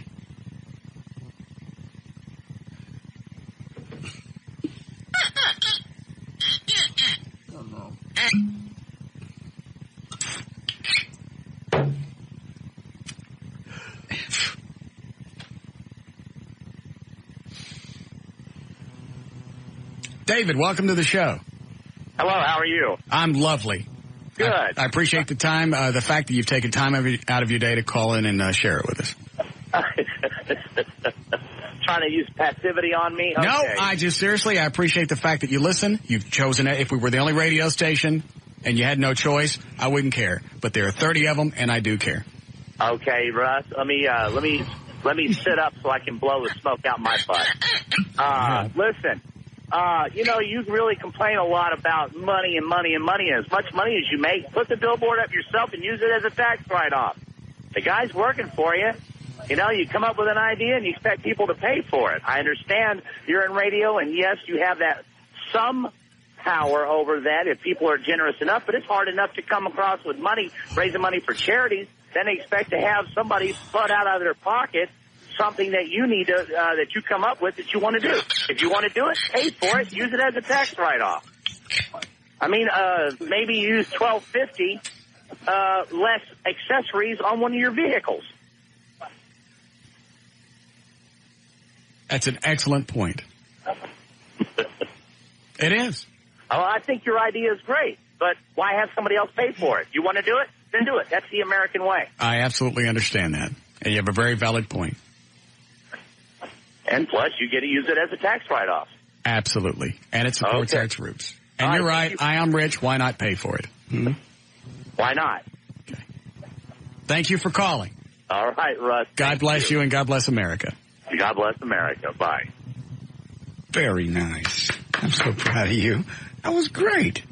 Yes, I'm never doing it again. He got his blood. Look at my pants. I know. I saw your head turn bright red. I just whiffed and blood at the same time. Very nice. Okay. How do people do that? They do it all day, every day. Mark Davis does anyway, or most talk show hosts do.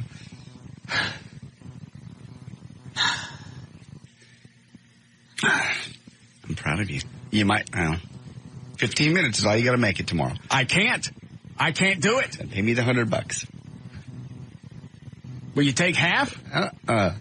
You said you could do it. I can't. That's the bet. I was wrong. That's the bet.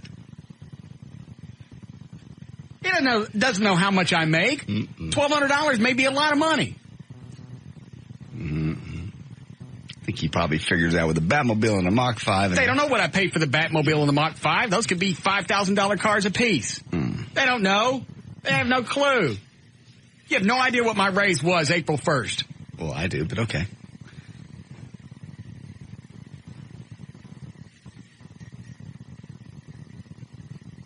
Did you just call me? No. All right, thank you. Could you come in here for a moment? Oh, no.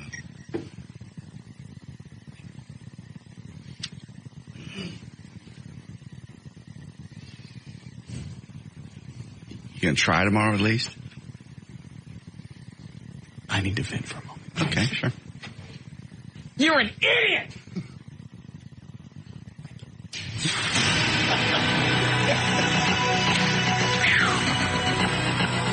The whipping post. I couldn't keep that inside. I know. You were turning colors.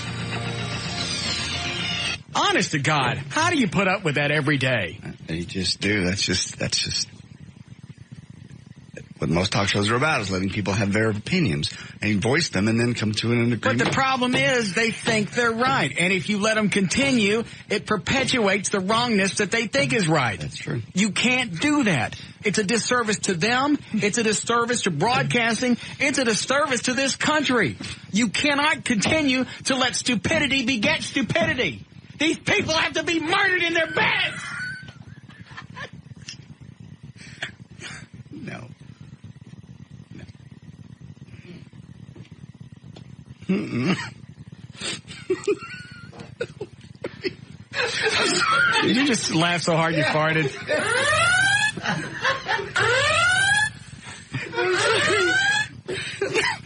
Murdered in their beds. I can't stand it. Just pay us all off now. I'm not. You have to. You're not going to be able to do it. You said you could do it. It's my job to go out and eradicate. I am going to liberate us from stupidity. I'm going to wait, and I'm going to drop bunker busters on dollar stores. I'm going to start there. I'll get a lot of them. Yeah, you will.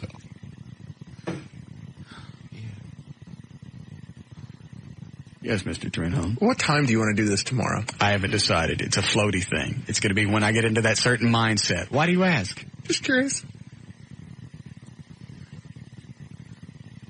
Could be any time. I'll just look at the clock and I go, okay, I'm ready. It's like jumping out of an airplane or bungee jumping or skydive or rock climbing. Something you don't want to do, but you think you should attempt. And you have to talk yourself into it. That's what it'll be. Mark Davis does it every day. He gets to the point where somebody's just an idiot and he goes, we'll just have to agree to disagree. Thank you for I'm calling. not buying that. That's a cop-out. It's when you finally give it up. When you finally say we agree to disagree, that's a chick thing. That's exactly what it is. Well, obviously, I can't convince you of my stupid side, so I'm just going to say so. That way, both people walk away a winner. Mm-hmm. You can't walk away. Both people can't walk away being a winner in a conflict. Someone has to lose, and they have to lose poorly, and they have to suffer, so they realize you can't keep doing that. I want them dead in their beds!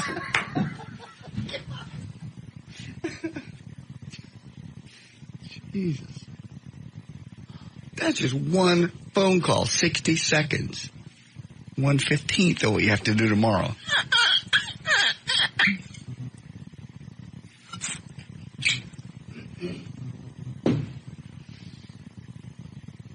Just pay us the cash now. No, I'm going to give it a shot. Okay.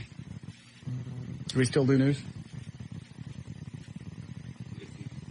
It's a short one. You have a short newscast? I do. Good. Hello, Jimmy.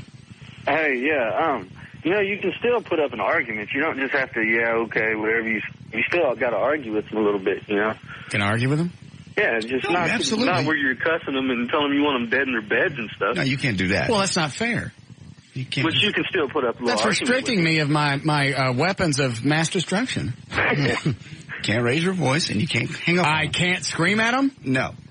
No. Well, nobody said that. Yeah, I said you have to handle it like most talk show hosts do, like Mark Davis does. Mark Davis says, why don't you just go over there? What? Why don't you go over there and just butt and get it over with? I'm saying that's why don't you just go butt Mark Davis? That's all. Why don't you go get some Mark Davis butt and while you're there, huh? I don't want to. Obviously, Mark Davis is. Well, that's all. Mark Davis is. Mark Davis is. Mark Davis is. That's how it started. We're talking about you were listening to him and somebody. I wasn't doing anything. The only reason I listen to him is he makes me laugh. Nobody talks that way. All right, pick somebody else. So that it doesn't matter. But you can't hang up on him and you can't scream at him. That's all. Have a conversation. Disagree. Well, you didn't say this before we bet. Yes, I did. No, you didn't. I said you can't. I ain't paying, and I ain't doing it. You can't scream and you can't hang up. You changed the rules after we bet. What rule did I change?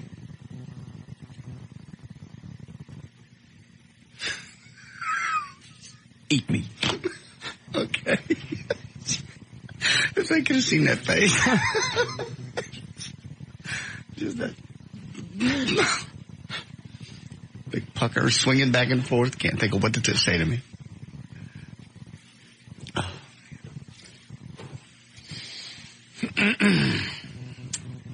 You going to do news or not? If you'd like me to, I can. I'll make it quick. Can we do news now? We can't do news now. No. You screwed it up for everybody. I didn't do anything.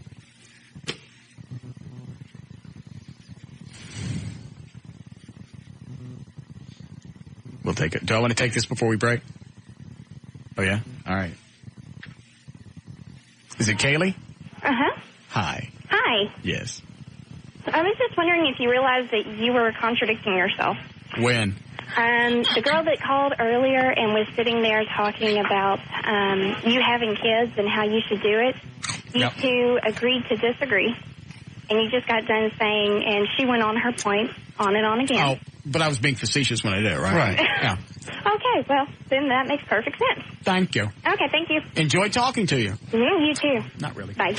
See? You can't do that. Why? You can't do that. Have little after comments. Not really. You just can't. You have to finish it with, enjoyed talking to you.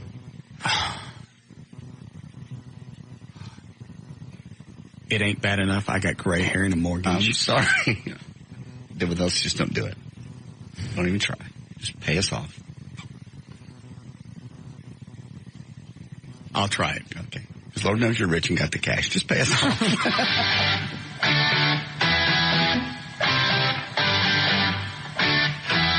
We'll be back with the Russ Martin Show.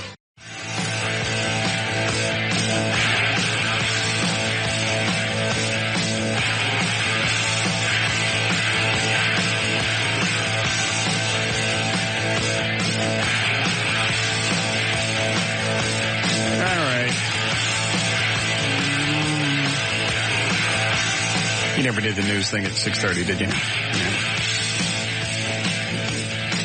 Anything else going on? Not really. Missing Iraqi President Saddam Hussein could be hiding out in the Russian embassy in Baghdad, they say.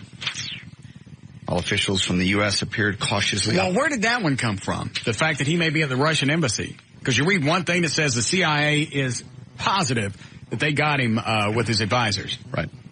And then the British press is saying just the opposite. I believe he escaped. Washington Times reported that based on multiple intelligence sources who saw Saddam enter the targeted building, never saw him get out. We're pretty sure he's dead.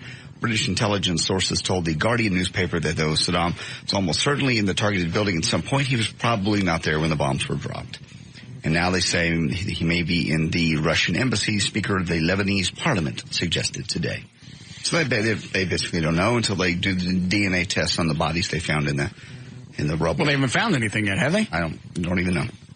God, I saw the hole. Did you see the hole they put in the ground? Mm-mm. Scary. Frightening. Well, like how big? It was probably 30 yards across and just mess. Hang on. Nothing else really top. Yes, Mr. Trenholm. I just got a call from Kathleen Harrington. At TXCN? Yes. What does she want? They would like to come over and film your 15 minutes. Of what? Oh, no. Yeah, they said Did they she wanted really? it. Yeah, they want it on film. Why? Because they don't think you can do it either. But think it'll be fun to watch. I don't know when I'm going to do it, so I can't give them a time. Well, I'm sure they can send a crew over. I'll let them know. Isn't she funny? Mm-hmm. That nutty little Kathleen Harrington, little producer. Yes. TXCN. Right. Little Below Cable Company. Channel 38. Mm-hmm. Couldn't even get 39. Mm-mm. I just settled for 38. Is that it? Why are you still in here? Oh, because I've got a list of people that want to be on the show. Guest. Go right ahead then. Okay. Hugh Jackman and Famke Janssen for X-Men 2. Can you really get down? Seriously? Yeah, the publicity people contacted. Are they called us already? We can have them both? I don't know if we can have them both, but one or the other. Wow. Who is that? I have no clue. No, I don't want. Did you not see X-Men? Mm-mm. Famke Janssen's really hot. She was the Bond girl in the first Pierce What's her Brosnan. name? Famke Janssen. Hold on. Let me pull up a website really quick. Hold on. She ever appeared nude? No. No? It's a modeling movie. Okay. Well, let me see if I can find it on... You piece of snot! I start typing in the web address and it flips to another part of the screen. What's her name? Funyun what? Famke. Famke. Famke. There it is. Famke Janssen. Let me have a peek. Hollywood Online, Cinema, Famke Janssen Picture Gallery. If they want to call in, they're going to be in the studio. Call in. Call-ins with hot chicks do me no good. Let me see this one. Wow.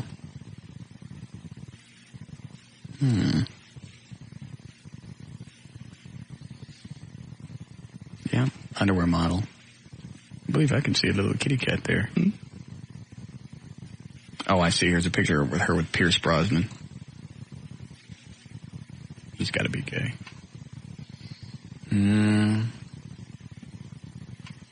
What is Famke promoting?